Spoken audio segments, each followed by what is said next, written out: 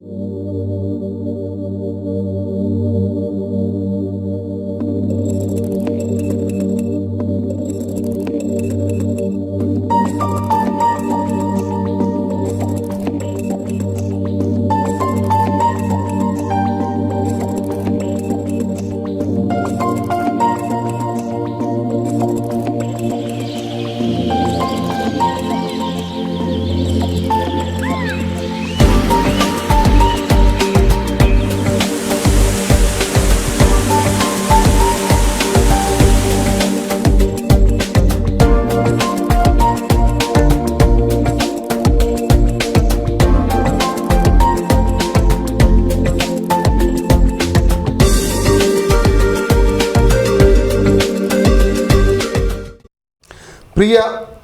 ಆಸರೆ ಟಿವಿ ವೀಕ್ಷಕರೇ, ನಿಮ್ಮ ಪ್ರಶ್ನೆಗೆ ನಮ್ಮ ಉತ್ತರ ಈ ಕಾರ್ಯಕ್ರಮಕ್ಕೆ ತಮಗೆಲ್ಲರಿಗೂ ಸುಸ್ವಾಗತ. ಪ್ರಿಯ ವೀಕ್ಷಕರೇ, ನಾವು ಈ ಕಾರ್ಯಕ್ರಮ ಆರಂಭ ಮಾಡಿದಂದಿನಿಂದ ಅನೇಕರು ಅನೇಕ ವಿಧವಾದಂತಹ ಪ್ರಶ್ನೆಗಳನ್ನು ನಮಗೆ ಕಳಿಸಿಕೊಡ್ತಾ ಇದ್ದಾರೆ. ಪಾಸ್ಟೇ, ನಾನು ಗೊಂದಲದಲ್ಲಿದ್ದೇನೆ, ಪಾಸ್ಟೇ ನಾನು ಸಮಸ್ಯೆಯಲ್ಲಿದ್ದೇನೆ, ಪಾಸ್ಟೇ ನನಗೆ ಮನಸ್ಸಿಗೆ ಸಮಾಧಾನ ಇಲ್ಲ, ಕಾರಣ ಕೆಲವೊಂದು ಗೊಂದಲಗಳು ನನಗೆ ದೇವರ ವಾಕ್ಯದ ಒಂದು ಸರಿಯಾದ ಉತ್ತರ ಗೊತ್ತಿಲ್ಲದ ನಿಮಿತ್ತವಾಗಿ ಎಂಬುದಾಗಿ ಅನೇಕ ವಿಧವಾದ ಪತ್ರಗಳು ಅಥವಾ ಫೋನ್ ಕರೆಗಳು, ನಮಗೆ ವಾಟ್ಸಪ್ಗಳು ಪ್ರತಿದಿನವೂ ಬರ್ತಲೇ ಇವೆ. ಇದರಿಂದಾಗಿ ನಾವು ತುಂಬ ಉತ್ಸಾಹಗೊಂಡಿದ್ದೇವೆ ಈ ಒಂದು ಕಾರ್ಯಕ್ರಮವನ್ನು ಮುಂದುವರಿಸುವುದಕ್ಕೋಸ್ಕರವಾಗಿ.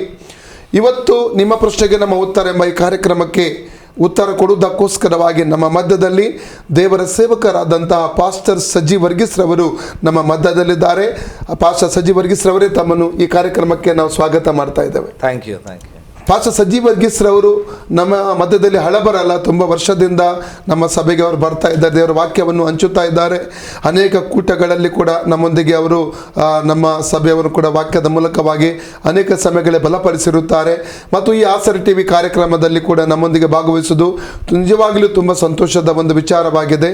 ಮತ್ತು ಪಾಸ್ಟರ್ ಸಜ್ಜಿ ವರ್ಗೀಸ್ ರವರು ಅನೇಕ ಪುಸ್ತಕಗಳನ್ನು ಕೂಡ ಅವರು ಬರೆದಿರುತ್ತಾರೆ. ತುತ್ತೂರಿ ಧ್ವನಿ ಎಂಬ ಒಂದು ಪ್ರಕಟಣೆಗೆ ಸಂಬಂಧಪಟ್ಟ, ಅಂದರೆ ಅಂತ್ಯಕಾಲಕ್ಕೆ ಸಂಬಂಧಪಟ್ಟಂಥ ಒಂದು ಪುಸ್ತಕ, ದೇವರ ಸಭೆ ಮತ್ತು ಅಸ್ಥಿವಾರ ಉಪದೇಶಗಳು, ಇವು ಇನ್ನೊಂದು ಪುಸ್ತಕ ಕೂಡ ಬರೆದಿರ್ತಾರೆ. ಇನ್ನು ಕೂಡ ಕೆಲವೊಂದು ಪುಸ್ತಕಗಳನ್ನು ಅವರು ಬರೆಯುವುದಕ್ಕೋಸ್ಕರವಾಗಿ ಸಿದ್ಧವಾಗಿದ್ದಾರೆ. ನಾನು ಹೇಳ್ತೇನೆ, ಕೆಲವೊಂದು ಆರಂಭಿಸಿದ್ದೇನೆ ಎಂಬುದಾಗಿ. ದೇವದರ್ಶನ ಗುಡಾರದ ಒಂದು ಪುಸ್ತಕ ಕೂಡ ನಾನು ಬರಲಿಕ್ಕಿದ್ದೇನೆ ಎಂಬುದಾಗಿ. ಒಂದು ವೇಳೆ ನಿಮಗೆ ತುತ್ತೂರಿ ಧ್ವನಿ ಹಾಗೂ ಈ ಒಂದು ದೇವರ ಸಭೆ ಅಸ್ಥಿವಾರ ಉಪದೇಶಗಳು, ಈ ಒಂದು ಪುಸ್ತಕಗಳು ಬೇಕಾಗಿದ್ದಲ್ಲಿ ನೀವು ಕಾಂಟ್ಯಾಕ್ಟ್ ಮಾಡ್ಬೋದು. ದಯಮಾಡಿ ನಮ್ಮ ಸ್ಟಾಲಲ್ಲಿ ಕೂಡ ಅದು ಅವೈಲೇಬಲ್ ಆಗಿದೆ. ಹೆಚ್ಚಾಗಿ ಪ್ರತಿಗಳು ಬೇಕಾಗಿದ್ದರೆ ಪಾಸ್ಟರ್ ರಿಕ್ವೆಸ್ಟ್ ಮಾಡಿ ನಾವು ನಿಮಗೆ ಕಳಿಸಿಕೊಡುವಂಥ ವ್ಯವಸ್ಥೆ ಕೂಡ ನಾವು ಮಾಡ್ತೇವೆ. ಪ್ರಿಯರೇ, ಈಗ ನಾವು ಇವತ್ತಿನ ಕಾರ್ಯಕ್ರಮಕ್ಕೆ ನಾವು ಬರೋಣ. ಇವತ್ತಿನ ಪ್ರಶ್ನೆಯನ್ನು ಕೇಳಿದವರು ಪಾಸ್ಟರ್ ಸುರೇಶ್ ಎಂಬುವರು. ಈ ಪಾಸ್ಟರ್ ಸುರೇಶ್ ಎಂಬುವರು ಐಕ್ಯತೆಗೆ ಸಂಬಂಧವಾಗಿ ಕೆಲವೊಂದು ಪ್ರಶ್ನೆಗಳನ್ನು ಅವರು ನಮ್ಮ ಮಧ್ಯದಲ್ಲಿ ಕೇಳಿದ್ದಾರೆ. ಮೊದಲ ಪ್ರಶ್ನೆ, ಐಕ್ಯತೆ ಕುರಿತು ಸತ್ಯವೇದ ಏನು ಹೇಳ್ತದೆ ಎಂಬುದಾಗಿ ಅವರು ಕೇಳಿದ್ದಾರೆ. ಐಕ್ಯತೆ ಕುರಿತು ಸತ್ಯವೇದ ಏನು ಹೇಳ್ತದೆ? ದೇವರ ವಾಕ್ಯದಲ್ಲಿ ಎಲ್ಲ ವಿಷಯಗಳಿಗೂ ಪ್ರಾಧಾನ್ಯತೆ ಇದೆ, ಆದರೆ ಕೆಲವೊಂದು ವಿಷಯಗಳಿಗೆ ಅತಿಯಾದ ಪ್ರಾಧಾನ್ಯತೆ ಇದೆ. ಹಾಗೆ ಅತಿಯಾದ ಪ್ರಾಧಾನ್ಯತೆ ಇರತಕ್ಕಂಥ ಒಂದು ವಿಷಯವಾಗಿದೆ ಐಕ್ಯತೆ. ಐಕ್ಯತೆ ಕುರಿತಾಗಿ ಹಳೆ ಒಡಂಬಡಿಕೆ ಮತ್ತು ಹೊಸ ಒಡಂಬಡಿಕೆ ಎರಡೂ ಪುಸ್ತಕಗಳಲ್ಲೂ ಬಹಳ ಶ್ರೇಷ್ಠವಾದ ಸಂದೇಶ ನಮಗೆ ಬೈಬಲ್ ಹೇಳ್ತಾ ಇದೆ. ನಾನು ನಿಮಗೆ ವಾಕ್ಯದಿಂದ ಒಂದೆರಡು ಮಾತುಗಳನ್ನು ಓದಿ ಕೇಳಿಸಲಿಕ್ಕೆ ಬಯಸ್ತೇನೆ. ಪ್ರಸಂಗಿ ಬರೆದಂತಹ ಪುಸ್ತಕ, ಅದರ 4ನೇ ಅಧ್ಯಾಯದ 9ನೇ ವಚನ ಹೀಗೆ ಹೇಳ್ತಾ ಇದೆ: ಒಬ್ಬನಿಗಿಂತ ಇಬ್ಬರು ಲೇಸು, ಅವರ ಪ್ರಯಾಸಕ್ಕೆ ಒಳ್ಳೆಯ ಲಾಭ. ಒಬ್ಬನು ಬಿದ್ದರೆ ಇನ್ನೊಬ್ಬನು ಎತ್ತುವನು, ಬಿದ್ದಾಗ ಎತ್ತುವವನು ಇನ್ನೊಬ್ಬನಿಲ್ಲದಿದ್ದರೆ ಅವನ ಗತಿ ದುರ್ಗತಿಯೇ. ಮತ್ತು ಒಬ್ಬನ ಮಗ್ಗುಲಲ್ಲೊಬ್ಬನು ಮಲಗಿಕೊಂಡರೆ ಇಬ್ಬರೂ ಬೆಚ್ಚಗಾಗುವರು. ಒಂಟಿಗನಿಗೆ ಹೇಗೆ ಬೆಚ್ಚಗಾದಿತ್ತು, ಒಬ್ಬಂಟಿಗನನ್ನು ಜಯಿಸಬಲ್ಲವನಿಗೆ ಇಬ್ಬರು ಎದುರಾಗಿ ನಿಲ್ಲಬಹುದು. 3 ಹುರಿಯ ಹಗ್ಗ ಬೇಗ ಕಿತ್ತು ಹೋಗುವುದಿಲ್ಲವಷ್ಟೇ. ಸೊಲೊಮೋನನು ಹಳೆ ಒಡಂಬಡಿಕೆಯಲ್ಲಿ ಇಬ್ಬರು ಎಷ್ಟು ಪ್ರಾಧಾನ್ಯತೆ ಉಳ್ಳವರು, ಒಬ್ಬರಿಗಿಂತ ಹೇಗೆ ಇಬ್ಬರು ಲೇಸು ಎಂಬ ಸಂಗತಿಯನ್ನು ಇಲ್ಲಿ ಹೇಳ್ತಾ ಇದ್ದಾರೆ. ಹೌದೌದು. ಇಲ್ಲಿ ಬಹಳ ಅರ್ಥ ಮಾಡಿಕೊಳ್ಳಬೇಕಾದ ಒಂದು ಸಂಗತಿ, ಸೊಲೊಮೋನ ಇಬ್ಬರಿಂದ ಆರಂಭಿಸಿ ಕೊನೆಗೆ 3ರಿಗೆ ಬಂದು ನಿಲ್ತಾ ಇದ್ದಾನೆ. ಹೌದೌದು. ಒಬ್ಬರಿಗಿಂತ ಇಬ್ಬರು ಲೇಸು ಎಂಬುದಾಗಿ ಹೇಳಿ ಇಬ್ಬರಿದ್ದರೆ ಏನೆಲ್ಲ ಆಶೀರ್ವಾದ ಅಂತೇಳಿ ಇಬ್ಬರೊಳಗಿರೋ ಐಕ್ಯತೆಯ ಶ್ರೇಷ್ಠತೆಯನ್ನು ಬರೆದಾಗ ಕೊನೆಯಲ್ಲಿ ಹೇಳ್ತಾ ಇದ್ದಾನೆ, ಹಾಗೆ ಇಬ್ಬರು ಒಟ್ಟಿಗೆ ನಿಂತರೆ ಇನ್ನೊಬ್ಬರು ಬರ್ತಾನಂತೆ. ಆವಾಗ 3 ಮಂದಿ ಆಗ್ತಾರಂತೆ. ಅದು ಯಾರು?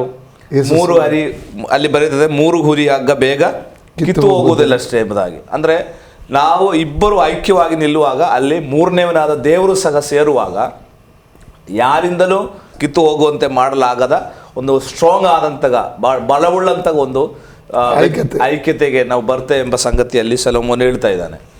ಇಲ್ಲಿ ಈ ವಾಕ್ಯದಲ್ಲಿ ಒಬ್ಬನನ್ನ ಬೇಗನೆ ನಮಗೆ ಎದುರಿಸಬಹುದು, ಆದರೆ ಇಬ್ಬರಿದ್ದರೆ ಬೇಗನೆ ಅವನನ್ನ ಶತ್ರುವಿಗೆ ಎದುರಿಸಲಿಕ್ಕೆ ಆಗಲ್ಲ ಎಂಬ ಸಂಗತಿಯನ್ನ ಇಲ್ಲಿ ಐಕ್ಯತೆಯಲ್ಲಿ ಬಲ ಇದೆ ಎಂಬುದಾಗಿ ಅರ್ಥ. ಹೌದು, ಹಳೆ ಒಡಂಬಡಿಕೆ ಕಾನ್ಸೆಪ್ಟ್ ಅಲ್ಲಿ. ಯಾಕಂದ್ರೆ ಸೊಲೊಮೋನ ಜ್ಞಾನಿಯಾದಂಥ ಒಬ್ಬ ವ್ಯಕ್ತಿ, ಬಹಳಷ್ಟು ಈ ವಿಚಾರದಲ್ಲಿ ಜ್ಞಾನ ಒಳಗೊಂಡಂಥ ಒಬ್ಬ ವ್ಯಕ್ತಿ. ನಮಗೆ ಸಣ್ಣ ಪ್ರಾಯದಲ್ಲೇ ಅನೇಕ ಕಥೆಗಳು ಕೇಳಿದ್ದೇವೆ. ಈಸೋಪನ ಕಥೆ ಅಂತ ನಾವು ಸಣ್ಣ ಪ್ರಾಯದಲ್ಲಿ ಕಥೆಗಳು ಓದಿದ್ದೇವೆ. ನೀವು ಒಂದು ವೇಳೆ ಅದನ್ನು ಓದಿರ್ಬೋದು. ಯಾಕಂದ್ರೆ ಸಣ್ಣ ಪ್ರಾಯದಲ್ಲಿ ಎಲ್ಲರಿಗೂ ಗೊತ್ತಿರತಕ್ಕಂಥ ಒಂದು ಕತೆ. ಒಬ್ಬ ತಂದೆಗೆ 5 ಮಕ್ಕಳಿದ್ರಂತೆ. ಆ ತಂದೆಯ ಮಕ್ಕಳಲ್ಲಿ ಐಕ್ಯತೆ ಇರಲಿಲ್ಲ. ಆವಾಗ ಈ ತಂದೆ ಮಕ್ಕಳಿಗೆ ಐಕ್ಯತೆಯನ್ನು ಕಲಿಸುವುದಕ್ಕೋಸ್ಕರ ಒಬ್ಬೊಬ್ಬರ ಕೈಯಲ್ಲಿ ಒಂದೊಂದು ಕೋಲು ಕೊಟ್ಟರಂತೆ. ಅದನ್ನು ಮುರಿಯಿರಿ ಎಂಬುದಾಗಿ ಹೇಳಿದಾಗ ಎಲ್ಲರೂ ಬಹಳ ಈಸಿಯಾಗಿ ಮುರಿದರು. ಆಮೇಲೆ ತಂದೆ 5 ಕೋಲನ್ನು ಒಟ್ಟಿಗೆ ಅದನ್ನು ಕಟ್ಟಿ ಒಬ್ಬ ಹುಡುಗನಲ್ಲಿ ಕೊಟ್ಟು ಹೇಳಿದ್ರಂತೆ, ಇದನ್ನ ಮುರಿಯಂತೆ. ಈಗ 5 ಕೋಲನ್ನು ಅವನು ಮುರಿಲಿಕ್ಕೆ ನೋಡಿದಾಗ ಅವನಿಗೆ ಬೇಗ ಮುರಿಲಿಕ್ಕೆ ಆಗಲಿಲ್ಲ, ಅವನು ಭಾಳ ಕಷ್ಟಪಟ್ಟ. ಆಗ ತಂದೆ ಮಕ್ಕಳನ್ನು ಕರೆಸಿ ಇದರಿಂದ ಈ ಸಾಮ್ಯದ ಮೂಲಕ ಒಂದು ಸಂದೇಶ ಕೊಟ್ಟರಂತೆ, ನೋಡಪ್ಪ, ನೀವು 5 ಮಂದಿ ಐಕ್ಯವಾಗಿ ನಿಂತರೆ ನಿಮಗೆ ಬೇಗನೆ ಯಾರಿಗೂ ನಿಮ್ಮನ್ನು ಸೋಲಿಸಲಿಕ್ಕಾಗಲ್ಲ. ನೀವು ಒಬ್ಬೊಂಟಿಗರಾಗಿ ಹೋದರೆ ನಿಮ್ಮನ್ನು ಬೇಗನೆ ಸೋಲಿಸ್ತಾರೆ ಎಂಬುದಾಗಿ. ಹಾಗೆ ಆ ಮಕ್ಕಳು ಐಕ್ಯತೆಯ ಪಾಠ ಕಲಿತರು ಅಂತ ನಾವು ಸಣ್ಣ ಪ್ರಾಯದಲ್ಲಿ ಈಸೋಪನ ಕಥೆಗಳಲ್ಲಿ ಓದಿದ್ದೇವೆ. ಇಲ್ಲಿ ಸೊಲೊಮೋನ ಅದನ್ನೇ ಹೇಳ್ತಾ ಇದ್ದಾನೆ, ಇಬ್ಬರು ಐಕ್ಯವಾಗಿ ನಿಂತರೆ ಆ ಐಕ್ಯತೆಯಲ್ಲಿ ದೊಡ್ಡ ಬಲವಿದೆ. ಆ ಐಕ್ಯತೆಯನ್ನ ಯಾರಿಗೂ, ಅದು ಈಗ ಸೈತಾನಿಗಾಗಲಿ ಅಥವಾ ಬೇರೆ ವ್ಯಕ್ತಿಗಳಿಗಾಗಲಿ ಯಾವ ದುಷ್ಟ ಶಕ್ತಿಗಳಿಗಾಗಲಿ ಐಕ್ಯತೆ ಉಳ್ಳವರನ್ನ ಬೇಗನೆ ನಾಶ ಮಾಡಲಿಕ್ಕೆ ಆಗಲ್ಲ ಎಂಬ ಸಂಗತಿ ಸೊಲೊಮೋನ ಹೇಳ್ತಾ ಇದ್ದಾನೆ. ಇನ್ನೊಂದು ವಾಕ್ಯ ನಾನು ಜ್ಞಾನೋಕ್ತಿಗಳ ಪುಸ್ತಕದಿಂದ ನಿಮಗೆ ಹೇಳಲಿಕ್ಕೆ ಬಯಸ್ತೇನೆ. ಅದರ 30ನೇ ಅಧ್ಯಾಯದ 27ನೇ ವಾಕ್ಯ. ಅಲ್ಲಿ ಮಿಡತೆಗಳಿಗೆ ಅರಸನಿಲ್ಲ, ಆದರೂ ಅವೆಲ್ಲ ದಂಡಾಗಿ ಹೊರಡುವವು ಎಂಬುದಾಗಿ. ನೋಡ್ರಿ, ಮಿಡತೆಗಳು ಒಂದು ಜಾತಿಯ ಒಂದು ಪಕ್ಷಿ, ಅದು ಅವಳಿಗೆ ಅರಸನಿಲ್ಲ, ಆದರೂ ಅವು ಏನು ಮಾಡ್ತವೆ? ದಂಡಾಗಿ ಹೋಗ್ತವೆ ಅಂತೆ. ಅಂದರೆ ದಂಡಾಗಿ ಅವು ಹೋಗುವುದರಿಂದ ಅನೇಕ ಸಂಗತಿ ಅವುಗಳಿಗೆ ಮಾಡಲಿಕ್ಕೆ ಸಾಧ್ಯ. ಅವರನ್ನ ನಿಯಂತ್ರಿಸಲಿಕ್ಕೆ ಹೀಗೆ ಮಾಡು ಹಾಗೆ ಮಾಡು ಅಲ್ಲಿಗೆ ಹೋಗು ಅಂತೇಳಿ ಒಬ್ಬ ರಾಜ ಇಲ್ಲ, ಅವರಿಗೆ ಅರಸ ಇಲ್ಲ. ಆದ್ರೂ ಅವು ಒಟ್ಟಾಗಿ ಹೋಗುವುದರಿಂದ ಅನೇಕ ಕಾರ್ಯ ಸಾಧನೆ ಮಾಡ್ಲಿಕ್ಕೆ ಆಗ್ತದೆ ಅಂತ ನೋಡಿ. ಇಲ್ಲಿ ಈ ಸೊಲೊಮೋನ ಬರೆದ 2 ಪುಸ್ತಕದ ಈ 2 ವಾಕ್ಯಗಳಿಂದ ಐಕ್ಯತೆ ಬಹಳ ಮುಖ್ಯ. ಹಳೆ ಒಡಂಬಡಿಕೆಯಲ್ಲಿ ಐಕ್ಯವಾಗಿ ನಿಂತಹ ಅನೇಕ ಘಟನೆಗಳಿದೆ. ಅಲ್ಲಿ ಎಲ್ಲ ದೇವರು ಅವರಿಗೆ ಮಹತ್ಕರವಾದ ಕಾರ್ಯ ಮಾಡಿದ್ದಾಗಿ ನಾವು ಓದ್ತೇವೆ. ಇನ್ನು ನಾವು ಹೊಸ ಒಡಂಬಡಿಕೆ ಬರುವುದಾದರೆ ಹೊಸ ಒಡಂಬಡಿಕೆಯಲ್ಲೂ ಬಹಳಷ್ಟು ಐಕ್ಯತೆಯ ಪ್ರಾಧಾನ್ಯತೆ ಇದೆ. ಯೇಸು ಸ್ವಾಮಿ ಮಾಡಿದ ಮಹಾಯಾಜಕ ಪ್ರಾರ್ಥನೆ, ಯೋಹಾನ ಸುವಾರ್ತೆ 17ನೇ ಅಧ್ಯಾಯ.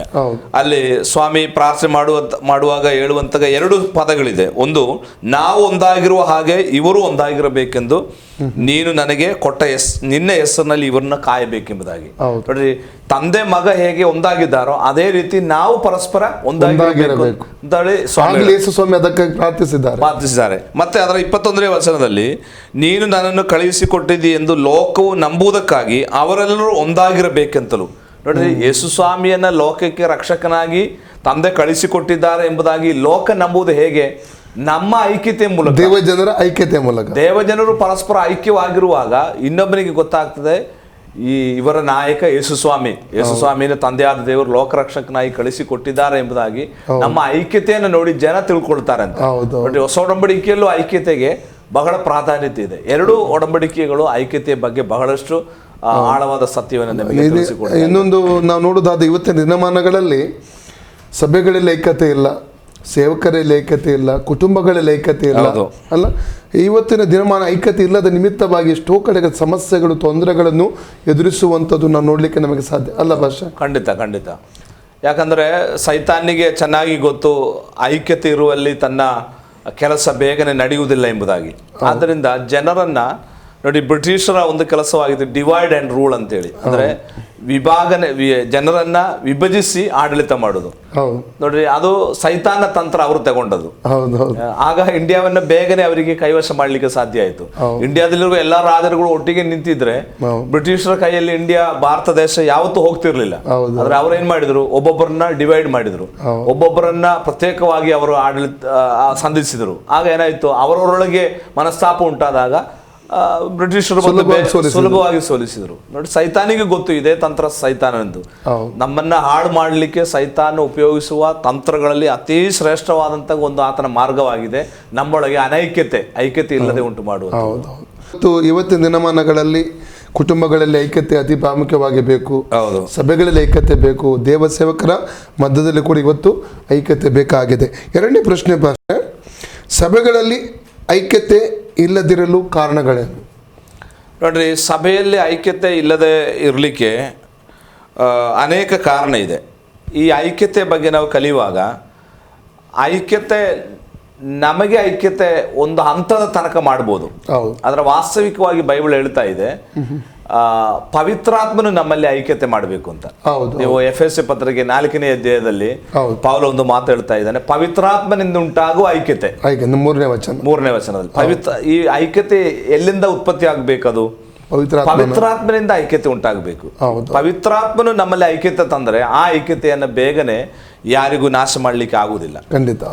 ನಾವು ನಮ್ಮ ಬುದ್ಧಿ ಉಪಯೋಗಿಸಿ ನಮ್ಮ ತಿಳುವಳಿಕೆಯಿಂದ ನಾವು ಐಕ್ಯತೆ ಮಾಡ್ಲಿಕ್ಕೆ ಹೋದ್ರೆ ಅದು ಮಾನುಷಿಕವಾದ ಐಕ್ಯತೆ. ಅದಕ್ಕೆ ಒಂದು ಕಾಲಮಿತಿ ಇದೆ. ಆ ಕಾಲಮಿತಿ ಮೀರಿದ ನಂತರ ಮನಸ್ತಾಪ ಉಂಟಾಗ್ತದೆ ಅಥವಾ ಸಮಸ್ಯೆಗಳು ಉಂಟಾಗಿ ಆ ಐಕ್ಯತೆ ಬೇಗನೆ ನಷ್ಟವಾಗ್ತದೆ.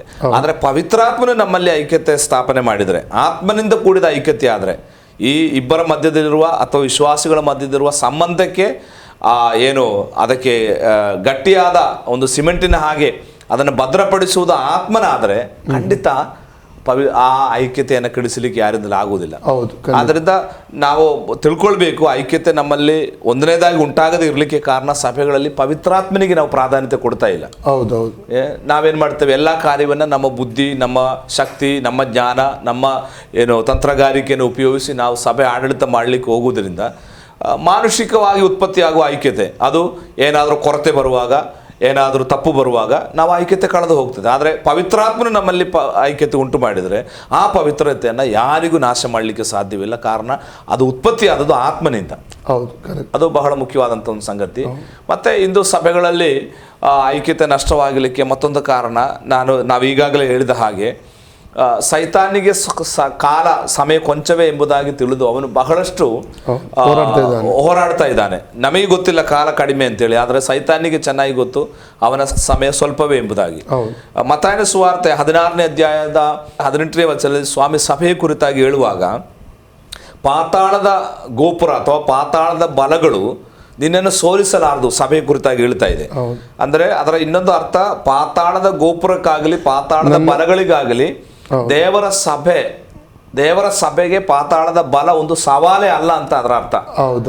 ಸೈತಾನ ಎಷ್ಟೇ ಸವಾಲು ಹಾಕಲಿ ಸೋಲಿಸ್ಲಿಕ್ಕೆ ನೋಡ್ತದೆ, ಅದೇ ಅದಕ್ಕೆ ಏನ್ ಮಾಡ್ಲಿಕ್ಕೆ ಆಗಲ್ಲ. ಅಂದ್ರೆ ಸಭೆಗೆ ಅವನೊಂದು ಸವಾಲೇ ಅಲ್ಲ. ಬಹಳ ಕನಿಷ್ಠ ರೀತಿಯಲ್ಲಿ ಸ್ವಾಮಿ ಆ ಮಾತನ್ನು ಹೇಳ್ತಾ ಇದ್ದಾನೆ. ನಾವು ಅದನ್ನು ದೊಡ್ಡ ಸವಾಲು ಅಂತ ತಿಳ್ಕೊಂಡ್ಬಿಟ್ಟಿದ್ದೇವೆ. ಆದ್ರೆ ವಾಕ್ಯದ ಮೂಲಾರ್ಥ ಕಲಿತರೆ ಸಭೆಗೆ ಸೈತಾನ್ನ ಸಾಮ್ರಾಜ್ಯ ಒಂದು ಸವಾಲೇ ಅಲ್ಲ.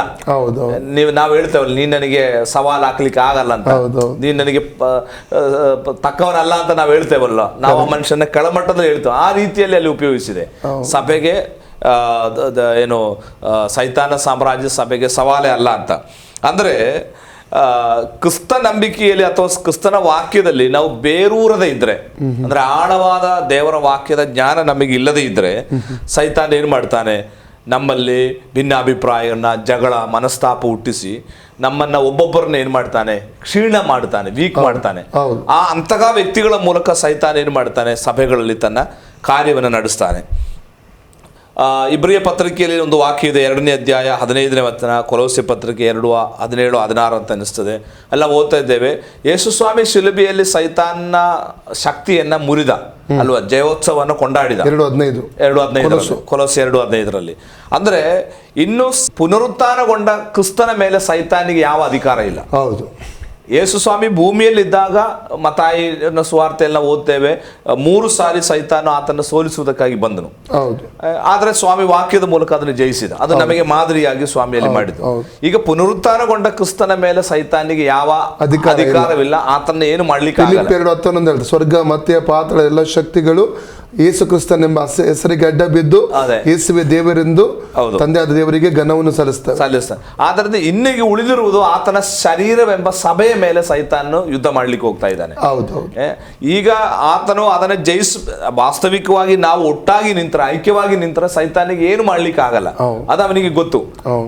ಆದರೆ ಅವನೇನ್ ಮಾಡ್ತಾನೆ, ನಮ್ಮನ್ನ ಬಲಹೀನವಾದ ನಮ್ಮ ಸೈಡ್ಗಳನ್ನ ಅಥವಾ ಬಲಹೀನವಾದ ನಮ್ಮ ಅವಸ್ಥೆಗಳನ್ನ ಆತನು ತಿಳಿದು ವಿಶ್ವಾಸಿಗಳ ಬಲಹೀನವಾದ ವಿಶ್ವಾಸಿಗಳು ಇರ್ತಾರೆ ಸಭೆಗಳಲ್ಲಿ, ಅವರ ಮೂಲಕ ಅವನೇನ್ ಮಾಡ್ತಾನೆ, ಅನೈಕ್ಯತೆಯನ್ನು ಉಂಟು ಮಾಡಿ ಆತನು ಸಭೆಯೊಳಗೆ ಪ್ರವೇಶಿಸಲಿಕ್ಕೆ ಆತನು ಶ್ರಮಿಸ್ತಾ ಇದ್ದಾನೆ.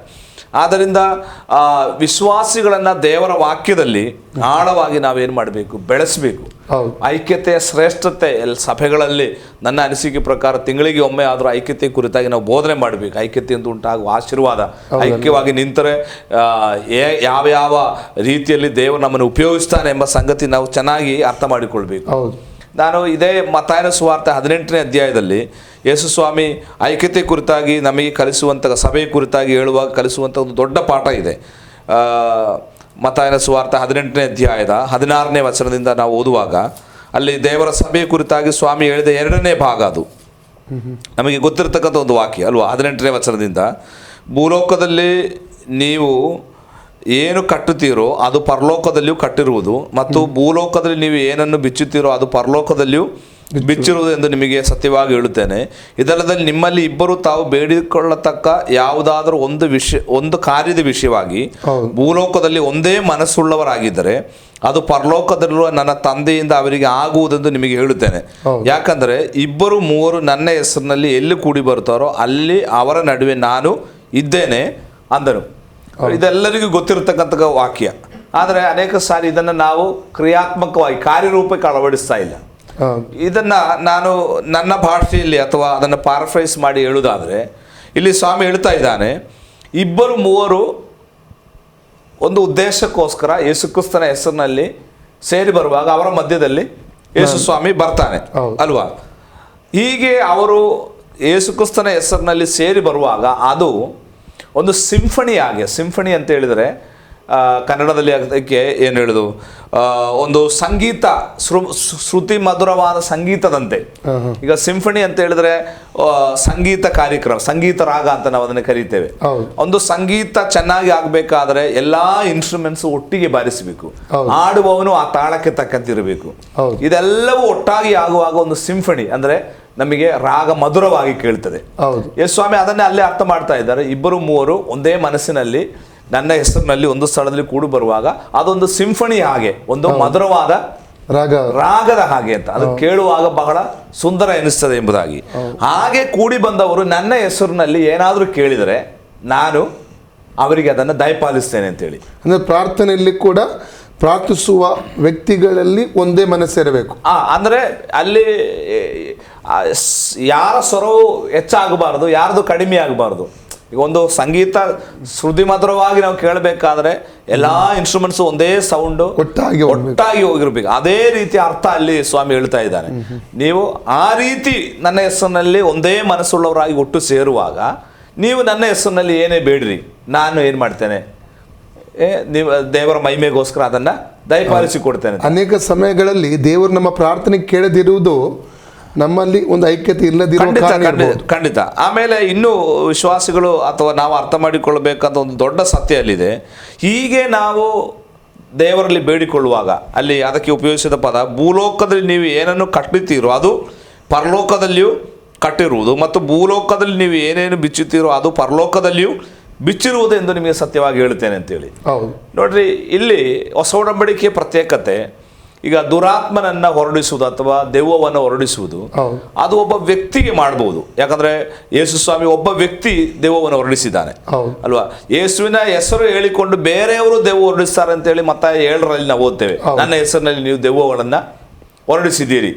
ಅಂದ್ರೆ ಯೇಸುವಿನ ತಿಳಿಯದವನು ಸಹ ಯೇಸುವಿನ ತಿಳಿಯದವನು ಸಹ ಯೇಸುವಿನ ಹೆಸರು ಹೇಳಿಕೊಂಡು ದೆವ್ವವನ್ನು ಬಿಡಿಸಬಹುದು. ಆದ್ರೆ ಇಲ್ಲಿ ಇಬ್ಬರು ಮೂವರ ಕುರಿತಾಗಿ ಸ್ವಾಮಿ ಹೇಳುವಾಗ ಅಂದರೆ ನಮ್ಮ ವಿಚಾರವಾಗಿ ಅಥವಾ ನಮ್ಮ ಭವಿಷ್ಯದ ವಿಚಾರವಾಗಿ ಸೈತಾನ ಕೆಲವು ಯೋಜನೆ ಹಾಕಿಕೊಂಡಿದ್ದಾನೆ, ಪದ್ಧತಿಗಳನ್ನು ಹಾಕಿಕೊಂಡಿದ್ದಾನೆ. ಅಂದರೆ ಆತನು ಕೆಲವು ಸಂಗತಿಗಳನ್ನು ಕಟ್ಟಿದ್ದಾನೆ. ನಮ್ಮ ಭವಿಷ್ಯವಾಗಲಿ, ನಮ್ಮ ಸೇವೆ ಬೆಳವಣಿಗೆ ಆಗಲಿ, ಅಥವಾ ನಮ್ಮ ಆತ್ಮಗಳು ಬರುವುದಾಗಲಿ, ಇಂತಹ ಅನೇಕ ಸಂಗತಿ ಆತ್ಮಿಕ ಮಂಡಲದಲ್ಲಿ ಏನಾಗಿದೆ, ಆತನು ಕೆಲವೊಂದು ಸಂಗತಿಯನ್ನು ಪದ್ಧತಿ ಮಾಡಿಟ್ಟಿದ್ದಾನೆ ನಮ್ಮ ನಾಶ ಮಾಡುವುದಕ್ಕಾಗಿ. ಈಗ ಈ ಪದ್ಧತಿಯನ್ನು, ಸೈತಾನ್ನ ಈ ಸಾಮ್ರಾಜ್ಯವನ್ನು, ಅವನ ಪದ್ಧತಿಯನ್ನು ನಾವು ನಾಶ ಮಾಡಬೇಕಾದ್ರೆ ಒಬ್ಬರಿಂದ ಸಾಧ್ಯವಿಲ್ಲ. ಅದಕ್ಕೆ ಇಲ್ಲಿ ಸ್ವಾಮಿ ಹೇಳ್ತಾ ಇದ್ದಾನೆ, ಇಬ್ಬರು ಮೂವರು ನನ್ನ ಹೆಸರಿನಲ್ಲಿ ಅದಕ್ಕೆ ಕೂಡಿ ಬರಬೇಕು. ಅಂದ್ರೆ ಕನಿಷ್ಠ ಎಷ್ಟು ಮಂದಿ ಇರಬೇಕು? ಇಬ್ಬರಾದ್ರೂ ಇರಬೇಕು. ಅಂದ್ರೆ ಆ ಐಕ್ಯತೆಯೊಡನೆ ಪ್ರಾರ್ಥನೆ ನಮ್ಮ ವಿರುದ್ಧವಾಗಿ, ನಮ್ಮ ಭವಿಷ್ಯದ ವಿರುದ್ಧವಾಗಿ, ನಮ್ಮ ಸಭೆಯ ವಿಷಯವಾಗಿ ಸೈತಾನು ಏನೇನು ಪದ್ಧತಿಗಳನ್ನು ಹಾಕಿಕೊಂಡಿದ್ದಾನೆ ಅದನ್ನ ನಾವು ಇಲ್ಲಿ ಕೂತು ಈ ಭೂಮಿಯಲ್ಲಿ ಆತನ ಏನಾದರೂ ಪದ್ಧತಿ ಮಾಡಿರುವುದಾದ್ರೆ, ಯಾವುದಾದ್ರೂ ಒಂದು ಮೂಲೆಯಲ್ಲಿ ಕೂತು ಇಬ್ಬರು ಐಕ್ಯವಾಗಿ ಪ್ರಾರ್ಥನೆ ಮಾಡುವಾಗ ಯಾವ ಮೂಲೆಯಲ್ಲೂ ಆ ಪ್ರಾರ್ಥನೆ ಅವನ ಪದ್ಧತಿಯನ್ನ ಹಾಳು ಮಾಡ್ತದೆ ಎಂಬುದಾಗಿ ಸ್ವಾಮಿಯಲ್ಲಿ ಹೇಳ್ತಾ ಇದ್ದಾನೆ. ಅದು ಮಾತ್ರವಲ್ಲ, ನೀವು ಭೂಮಿಯಲ್ಲಿ ಕಟ್ಟುವುದು ಪರಲೋಕದಲ್ಲಿಯೂ ಕಟ್ಟಲ್ಪಡುತ್ತದೆ, ನೀವು ಭೂಮಿಯಲ್ಲಿ ಬಿಚ್ಚುವುದು ಪರಲೋಕದಲ್ಲಿಯೂ ಬಿಚ್ಚಲ್ಪಡ್ತದೆ ಎಂಬುದಾಗಿ. ಅದರ ಅರ್ಥವೇನು? ವಾಸ್ತವಿಕವಾಗಿ ಪರಲೋಕದಲ್ಲಿ ಏನು ಕಟ್ಟಿದ್ದು ದೇವರು ಏನಾದ್ರು ಕಟ್ಟಿದ್ದಾರೆ, ವಾಸ್ತವಿಕವಾಗಿ ಅದು ಪರಲೋಕ ಮಂಡಲ ಅಂತ. ನೀವು ಎಫೆಸ ಪತ್ರಿಕೆ 6ನೇ ಅಧ್ಯಾಯದಲ್ಲಿ ಕನ್ನಡದಲ್ಲಿ ಆ ವಾಕ್ಯ ಬಹಳ ಸ್ಪಷ್ಟವಾಗಿದೆ. ಎಫೆಸ ಪತ್ರಿಕೆ 6ನೇ ಅಧ್ಯಾಯ ಅದರ 8ನೇ ವಚನ 12ನೇ ವಚನ, ನಾವು ಹೋರಾಡುವುದು ಮನುಷ್ಯ ಮಾತ್ರವರ ಸಂಗಡವಲ್ಲ, ರಾಜತ್ವಗಳ ಮೇಲೂ ಅಧಿಕಾರಗಳ ಮೇಲೂ ಈ ಅಂಧಕಾರ ಲೋಕಾಧಿಪತಿ ಮೇಲೂ ಆಕಾಶ ಮಂಡಲದಲ್ಲಿರುವ ದುರಾತ್ಮ ಸೇನೆ ಮೇಲೆ. ಆಕ್ಚುಲಿ ಇಂಗ್ಲಿಷ್ನಲ್ಲಿ ಹೆವೆನ್ಲೀಸ್ ಎಂಬುದಾಗಿ, ಅಂದ್ರೆ ಸ್ವರ್ಗದಲ್ಲಿ ಅಂತ. ವಾಸ್ತವಿಕವಾಗಿ ಸೈತಾನ ಕೆಲಸ ಮಾಡುವುದು ಎಲ್ಲಿ? ಸ್ವರ್ಗದಲ್ಲಿ. ಅಂದ್ರೆ ಸ್ವರ್ಗಕ್ಕೆ 3 ಅಂತಸ್ತಿದೆ. ಸ್ವರ್ಗವನ್ನ 3 ಅಂದ್ರೆ 3ನೇ ಸ್ವರ್ಗ, ಪೌಲನು 3ನೇ ಪರಲೋಕದ ಪರ್ಯಂತ ಎತ್ತಲ್ಪಟ್ಟನು ಅಂತೇಳಿ ನಾವು ಕೊರಿಂಥಿ ಪತ್ರಿಕೆಗೆ ಓದ್ತೇವೆ. ಅದು ದೇವರ ಸಿಂಹಾಸನ ಇರುವಂತಹ ಸ್ವರ್ಗ. ಅಲ್ಲಿ ದೇವರಿದ್ದಾನೆ, ಅಲ್ಲಿ ಸೈತಾನ ಇಲ್ಲ. ಆದ್ರೆ ಅದರ ನಂತರ ನಕ್ಷತ್ರ ಮಂಡಲ ಅಂತ ನಾವೇನು ಕರೀತೇವೆ, ಅದು ಸೈತಾನನ ನಿವಾಸ. ಇಲ್ಲಿ ಸ್ವಾಮಿ ಹೇಳುವಂಥದ್ದು, ನೀವು ಭೂಮಿಯಲ್ಲಿ ಕಟ್ಟುವುದು ಪರಲೋಕದಲ್ಲಿ ಕಟ್ಟಲ್ಪಡ್ತದೆ ಅಂತ ಹೇಳಿದ್ರೆ, ಇದು ಪರಲೋಕ ದೇವರಿರುವ ಪರಲೋಕದ ಕುರಿತಾಗಿ ಅಲ್ಲ, ಇದು ಸೈತಾನನ ನಿವಾಸವಾದಂತಹ. ಇಲ್ಲಿ ಏನು ಪೌಲ ಹೇಳ್ತಾ ಇದ್ದಾನೆ, ವಾಯುಮಂಡಲದಲ್ಲಿ ಆಕಾಶ ಮಂಡಲದಲ್ಲಿರುವ ದುರಾತ್ಮ ಸೇನೆ. ಅಂದ್ರೆ ಆಕಾಶ ಮಂಡಲಕ್ಕೆ ಇಂಗ್ಲಿಷ್ ಭಾಷೆಯಲ್ಲಿ ಹೆವೆನ್ಲೀಸ್ ಅಂತ ಬರೆದಿದೆ. ಅಂದ್ರೆ ಸೈತಾನನು ವಾಸ ಮಾಡುವ ಸ್ಥಳದಲ್ಲಿ ಅವನ ಪದ್ಧತಿ ಹಾಕೋದು ಎಲ್ಲಿ ಕೂತು? ಭೂಮಿಯಲ್ಲಿ ಕೂತಲ್ಲ. ಅವನ ಆಡಳಿತ ಸ್ಥಳ ಅಥವಾ ಅವನ ಏರಿಯಾ ಯಾವುದು? ನಕ್ಷತ್ರ ಮಂಡಲ, ವಾಯುಮಂಡಲ. ಅದನ್ನ ಸ್ವರ್ಗ ಅಂತ ನಾವು ಕರೀತೇವೆ. ಅಲ್ಲಿ ಅವನು ತನ್ನ ನಮಗೆ ವಿರುದ್ಧವಾಗಿ ಪದ್ಧತಿ ಹಾಕುವುದು, ನಮ್ಮ ನಾಶಕ್ಕೆ ಆತನು ರೂಪರೇಷೆ ಹಾಕುವುದಲ್ಲ ಅಲ್ಲಿ ಕೂತು. ಇಲ್ಲಿ ಕೂತು ನಾವು ಇಬ್ಬರು ಐಕ್ಯದೊಡನೆ ಪ್ರಾರ್ಥನೆ ಮಾಡುವಾಗ ಅಲ್ಲಿ ಅವನು ಮಾಡಿದ ಯೋಜನೆಯನ್ನು ನಮಗೆ ಏನು ಮಾಡಬಹುದು? ನಿಷ್ಫಲ ಮಾಡಬಹುದು. ನೋಡ್ರಿ, ಐಕ್ಯತೆಗೆ ಎಷ್ಟು ಪ್ರಾಧಾನ್ಯತೆ ಇದೆ, ಅದರಲ್ಲಿ ಎಷ್ಟು ಶಕ್ತಿ ಇದೆ ಅಂತ ನಾನು ಹೇಳ್ತಾ ಬಂದದ್ದು. ನಾವು ನೆನೆಸ್ತೇವೆ ಇಬ್ಬರು ಐಕ್ಯವಾಗಿ ಪ್ರಾರ್ಥನೆ ಮಾಡಿದ್ರೆ ಏನ್ ನಡೆಯಲ್ಲ ಅಂತ. ಅದು ನಮಗೆ ಗೊತ್ತು ಏನ್ ನಡೆಯಲ್ಲ ಅಂತ, ಆದ್ರೆ ಸೈತಾನಿಗೆ ಗೊತ್ತು ನಡೀತದೆ ಅಂತ. ಅದಕ್ಕೆ ದೇವ್ರ ವಾಕ್ಯ 2 ಕೊರಿಂಥ 2:11, ನಾವು ಸೈತಾನನ ಕುತಂತ್ರಗಳನ್ನು ಅರಿಯದವರೆಲ್ಲ ಅವನು ನಮ್ಮನ್ನು ವಂಚಿಸಿ ನಷ್ಟಪಡಿಸಬಾರದು. ಖಂಡಿತ. ಅಂದ್ರೆ ಸೈತಾನಿಗೆ ಗೊತ್ತು ಇಬ್ಬರು ಐಕ್ಯವಾಗಿ ನಿಂತರೆ ಆತನ ಕೆಲಸ ನಡೆಯಲ್ಲ, ಆತನ ಸಾಮ್ರಾಜ್ಯವೇ, ಆತನ ಪದ್ಧತಿಗಳೇ ಇಬ್ಬರಿಗೆ ಭೂಮಿಯಲ್ಲಿ ಐಕ್ಯವಾಗಿ ನಿಂತುಕೊಂಡು ಅವರ ಪದ್ಧತಿಯನ್ನು ನಾಶ ಮಾಡಲಿಕ್ಕೆ ಗೊತ್ತು. ಅದಕ್ಕೆ ಈ ವಾಕ್ಯ ಬಹಳ ಇಂಪಾರ್ಟೆಂಟ್ ಆದಂತಹ ವಾಕ್ಯ. ನಾನು ಹೇಳ್ತೇನೆ, ಕುಟುಂಬದಲ್ಲೂ ಸಹ ಐಕ್ಯತೆಗೆ ಇದೇ ವಾಕ್ಯ ಸಾಕು. ಇಲ್ಲಿ 5-6 ಮಂದಿ ಕರೀಲಿಲ್ಲ. ಒಂದು ಕುಟುಂಬದಲ್ಲಿ ಗಂಡ ಹೆಂಡತಿ ಮಕ್ಕಳು, ಅಟ್ಲೀಸ್ಟ್ ಇಬ್ಬರಿಗಾದ್ರೂ ಐಕ್ಯ ಆಗ್ಬೋದ್ರ. ಗಂಡ ಹೆಂಡತಿಗೆ ಏನ್ ಮಾಡ್ಬೋದು? ಐಕ್ಯವಾಗಿದ್ದು ಕೈ ಹಿಡಿದು ಏಕ ಮನಸ್ಸಿನಲ್ಲಿ ನೀವು ಮನೆಯಲ್ಲಿ ಕೂತು ಪ್ರಾರ್ಥನೆ ಮಾಡಿದ್ರೆ, ಗಂಡ ಹೆಂಡತಿ ಐಕ್ಯವಾಗಿ ಪ್ರಾರ್ಥನೆ ಮಾಡಿದ್ರೆ, ನಿಮ್ಮ ಕುಟುಂಬದ ವಿರುದ್ಧವಾಗಿ, ನಿಮ್ಮ ಮಕ್ಕಳ ಭವಿಷ್ಯದ ವಿರುದ್ಧವಾಗಿ ಸೈತಾನು ಪರಲೋಕದಲ್ಲಿ ಅಥವಾ ವಾಯುಮಂಡಲದಲ್ಲಿ, ಆಕಾಶ ಮಂಡಲದಲ್ಲಿ ಮಾಡಿದ ನಾಳೆ ಅವರನ್ನ ನಾಶ ಮಾಡಲಿಕ್ಕೆ ಅಥವಾ ನಮ್ಮ ನಾಶವನ್ನ ಆತನು ಪದ್ಧತಿ ಮಾಡಿರುವುದಾದ್ರೆ, ನೀವು ಆತ್ಮದಲ್ಲಿ ಐಕ್ಯವಾಗಿದ್ದುಕೊಂಡು ಪ್ರಾರ್ಥನೆ ಮಾಡಿದರೆ ನಿಮಗೋಸ್ಕರ ಆತನು ಹಾಕಿಕೊಂಡಂತಹ ಪದ್ಧತಿಗಳನ್ನ ನಿಮಗೆ ನಿಮ್ಮ ಬೆಡ್ರೂಮಲ್ಲಿ ಕೂತು, ನಿಮ್ಮ ಮಂಚದಲ್ಲಿ ಕೂತು ನಾಶ ಮಾಡಲಿಕ್ಕೆ ಸಾಧ್ಯ ಅಂತ ಸ್ವಾಮಿ ಹೇಳ್ತಾ ಇದ್ದಾರೆ. ಖಂಡಿತ. ನೋಡ್ರಿ, ಐಕ್ಯತೆಗೆ ಅಷ್ಟು ಶಕ್ತಿ ಇದೆ. ದೇಶ ಅಧಿಕಾರ ಕೂಡ ಕೊಟ್ಟಿದ್ದಾರೆ. ಭೂಲೋಕದಲ್ಲಿ ಪರಲೋಕದಲ್ಲಿ ಸಕಲ ಅಧಿಕಾರ ನನಗೆ ಕೊಡಲ್ಪಟ್ಟಿದೆ, ಆದ್ರಿಂದ ನೀವು ಹೊರಟು ಹೋಗಿರಿ ಅಂತ ಸ್ವಾಮಿ ಹೇಳಿದ್ರು. ಸುಮ್ಮನೆ ನಮ್ಮನ್ನು ಕಳಿಸಿಲ್ಲ, ಆ ಅಧಿಕಾರದೊಡನೆ ಕಳಿಸಿದ್ದಾನೆ. ಆದ್ರಿಂದ ಐಕ್ಯವಾದರೆ ಅಷ್ಟೊಂದು ಬಲ ಅದರಲ್ಲಿ ಇದೆ. ಐಕ್ಯತೆಯ ಮೂಲಕವಾಗಿ ಮಾತ್ರವೇ ಸೈತಾನನ್ನ ನಮಗೆ ಹಿಮ್ಮಟ್ಟಿ ನಿಲ್ಲಲಿಕ್ಕೆ, ಆತನ್ನ ಓಡಿಸಲಿಕ್ಕೆ ಸಾಧ್ಯ. ಅನೈಕ್ಯತೆಯಲ್ಲಿ ಸೈತಾನ ಕಾರ್ಯ ಮಾಡ್ತಾನೆ.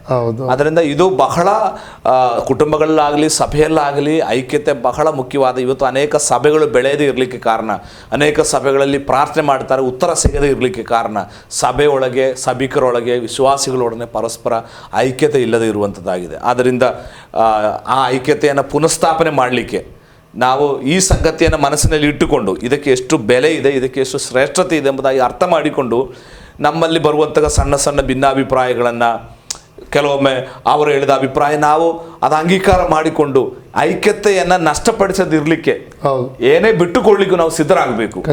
ಇಲ್ಲಿ ನಮ್ಮೊಳಗೆ ಅನೈಕ್ಯತೆಯನ್ನು ಸೃಷ್ಟಿ ಮಾಡಲಿಕ್ಕೆ ಸೈತಾನ ಒಂದು ಸಮಸ್ಯೆ ತರ್ತಾನೆ. ಇದರಲ್ಲಿ ಲಾಭ ಯಾರಿಗೆ? ಸೈತಾನಿಗೆ. ಅದು ಅವನಿಗೆ ಚೆನ್ನಾಗಿ ಗೊತ್ತು, ನಮಗೆ ಗೊತ್ತಿಲ್ಲ. ಆದ್ದರಿಂದ ನಮ್ಮಿಂದ ಆಗುವಷ್ಟು ನಾವೇನು ಮಾಡಬೇಕು? ದೇವರೇ, ನನ್ನ ನಿಮಿತ್ತ ಸಭೆಯಲ್ಲಾಗಲಿ ನನ್ನ ಕುಟುಂಬದಲ್ಲಾಗಲಿ ಒಂದು ಅನೈಕ್ಯತೆ ಉಂಟಾಗಲಿಕ್ಕೆ ನಾನು ಬಿಡಲಾರೆ. ಏನೇ ಬೆಲೆ ಕೊಟ್ಟು ನಾನು ಐಕ್ಯತೆಯನ್ನು ಸ್ಥಾಪನೆ ಮಾಡ್ತೇನೆ, ಐಕ್ಯತೆಗೋಸ್ಕರ ನಿಲ್ತೇನೆ ಅಂತ ನಾವು ಬದ್ಧರಾದರೆ ಖಂಡಿತ ನಮ್ಮ ಕುಟುಂಬಗಳಲ್ಲಿ, ಮನೆಗಳಲ್ಲಿ, ಸಭೆಗಳಲ್ಲಿ ಐಕ್ಯತೆ ಉಂಟಾಗ್ತದೆ, ಸಮಾಧಾನ, ಆಶೀರ್ವಾದ. ಅದರಿಂದ ದೈವಿಕವಾದ ಆಶೀರ್ವಾದಗಳು ನಮಗೆ ಉಂಟಾಗಲಿಕ್ಕೆ ಸಾಧ್ಯ. ಮತ್ತೆ ಇನ್ನೊಂದು ಪ್ರಶ್ನೆ ಅಷ್ಟೇ, ಸಭೆಯಲ್ಲಿ ವಿಶ್ವಾಸಿಗಳು ಐಕ್ಯವಾಗಿದ್ದರೆ ಅದರ ಮೂಲಕ ಸಿಗುವ ಆಶೀರ್ವಾದಗಳನ್ನು ವಿವರಿಸಿರಿ. ನಾನು ಈಗಾಗಲೇ ನಿಮಗೆ ಹೇಳಿದೆ, ನಮ್ಮ ಐಕ್ಯತೆ ಮೂಲಕ ಅಥವಾ ಸಭೆಯಲ್ಲಾಗಲಿ ಕುಟುಂಬದಲ್ಲಾಗಲಿ ನಾವು ಐಕ್ಯವಾಗಿ ನಿಂತು ಪ್ರಾರ್ಥನೆ ಮಾಡಿದರೆ ಖಂಡಿತವಾಗಿಯೂ ನಮಗೆ ಏನಿದೆ, ಪ್ರಾರ್ಥನೆಗೆ ಉತ್ತರವಿದೆ. ನಮ್ಮ ಪ್ರಾರ್ಥನೆಗೆ ಉತ್ತರ ಸಿಗಬೇಕಾದ್ರೆ ನಾವು ಐಕ್ಯವಾಗಿರಬೇಕು. ನೋಡಿ, ಯೇಸು ಸ್ವಾಮಿಯ ಪ್ರಾರ್ಥನೆಗಳೆಲ್ಲ ಕೇಳಿದ ತಕ್ಷಣ ತಂದೆ ಉತ್ತರ ಮಾಡಿದರು ಅಲ್ವಾ? ಈಗ ಲಾಜರ್ನ ಸಮಾಧಿ ಬಳಿಗೆ ಯೇಸು ಸ್ವಾಮಿ ನಮ್ಮ ಹಾಗೆ ಹೋಗಿ ಅರ್ಧ ಗಂಟೆಯನ್ನು ಪ್ರಾರ್ಥನೆ ಮಾಡಲಿಲ್ಲ. ಒಂದೇ ಮಾತು, ಲಾಜರ್ನೇ ಹೊರಗೆ ಬಾ ಅಷ್ಟೇ ಹೇಳಿದ್ದು ಸ್ವಾಮಿ ಅಲ್ವಾ? ಅದರ ಮುಂಚೆ ಹೇಳ್ತಾ ಇದ್ದಾನೆ, ತಂದೆ, ಇವರು ನಿನ್ನ ನಾಮವನ್ನು ಮಹಿಮೆ ಪಡಿಸುವುದಕ್ಕಾಗಿ ನೀನು ನನ್ನನ್ನು ಕಳಿಸಿಕೊಟ್ಟಿದೆ ಅಂತ ಇವರು ತಿಳಿಯುವುದಕ್ಕಾಗಿ ನೀನು ಇದನ್ನು ಮಾಡುವಂತ ಒಂದೇ ಮಾತಿನಲ್ಲಿ ಸ್ವಾಮಿ ಪ್ರಾರ್ಥನೆ ಮಾಡಿದರು ಅಲ್ವಾ? ಅಂದ್ರೆ ತಂದೆಗೂ ಮಗನಿಗೂ ಇದ್ದ ಐಕ್ಯತೆ ಆಗಿತ್ತು ಅಲ್ಲಿ ಪ್ರಾರ್ಥನೆಗೆ ಉತ್ತರಕ್ಕೆ ಕಾರಣ. ಹೌದಲ್ವಾ? ಆ ಐಕ್ಯತೆ ಎಷ್ಟಿತ್ತು ಅಂತ ಹೇಳಿದ್ರೆ ಒಂದೇ ಮಾತಿನಲ್ಲಿ ಅಲ್ಲಿ ಲಾಜರ್ನ ಹೊರಗೆ ಬಂದ. ಆದ್ದರಿಂದ ಐಕ್ಯತೆಯಿಂದ ಸಿಗುವ ಆಶೀರ್ವಾದಗಳು ಬಹಳಷ್ಟಿದೆ. ಅದರಲ್ಲಿ ಮೊದಲನೇ ಆಶೀರ್ವಾದ ನಮ್ಮ ಪ್ರಾರ್ಥನೆಗೆ ಉತ್ತರ ಅಥವಾ ಬಿಡುಗಡೆ ಎಂಬುವಂಥದ್ದು ಐಕ್ಯತೆ ಮೂಲಕವಾಗಿ ನಮಗೆ ಸಿಗುವಂಥದ್ದು. ಇನ್ನೊಂದು ಕೂಡ ನಾವು ನೋಡಬಹುದು, ಧರ್ಮೋಪದೇಶಕಾಂಡ 32:30ನೇ ವಾಕ್ಯದಲ್ಲಿ, ಒಬ್ಬನು 1000 ಜನರನ್ನು, ಇಬ್ಬರು 10,000 ಜನರನ್ನು ಓಡಿಸುವರು. ಹೌದೌದು, ಅಲ್ಲಿ ಕೂಡ ಐಕ್ಯತೆ ಬಲ ನಾವು ನೋಡ್ರಿ. ಒಬ್ಬರಿಂದ ಆಗದ್ದು, ಒಬ್ಬರಿಂದ 1000, ಇಬ್ಬರು ಬೇರೆ ಬೇರೆ ಮಾಡಿದ್ರೆ 2,000. ಹೌದು. ಆದ್ರೆ ಇಬ್ಬರು ಒಟ್ಟಾಗಿ ಮಾಡಿದ್ರೆ 10,000. ಅಲ್ಲಿ ಐಕ್ಯತೆಯ ಒಂದು ಬಲವನ್ನು ನಾವು ಕಾಣ್ಲಿಕ್ಕೆ ನಮಗೆ ಸಾಧ್ಯ. ಖಂಡಿತ. ಮತ್ತೆ ನಾವು ನ್ಯಾಯಸ್ಥಾಪಕರ ಪುಸ್ತಕದಲ್ಲಿ ಗಿದ್ಯೋನ್ನ ಬಗ್ಗೆ ಓದ್ತೇವೆ. ಗಿದ್ಯೋನು ಮಿದ್ಯಾನರ ಪಾಳೆ ಅಲ್ಲ, ಅವರ ಬೆಳೆಯನ್ನು ನಾಶ ಮಾಡಿದ್ದು. ಏನು ಮಾಡಿದಂತೆ, 2 ನರಿಗಳ ಬಾಲ ಕಟ್ಟಿದರಂತೆ, ಬಾಲದಲ್ಲಿ ಪಂಜಿಟ್ಟು ಓಡಿಸಿನಂತೆ.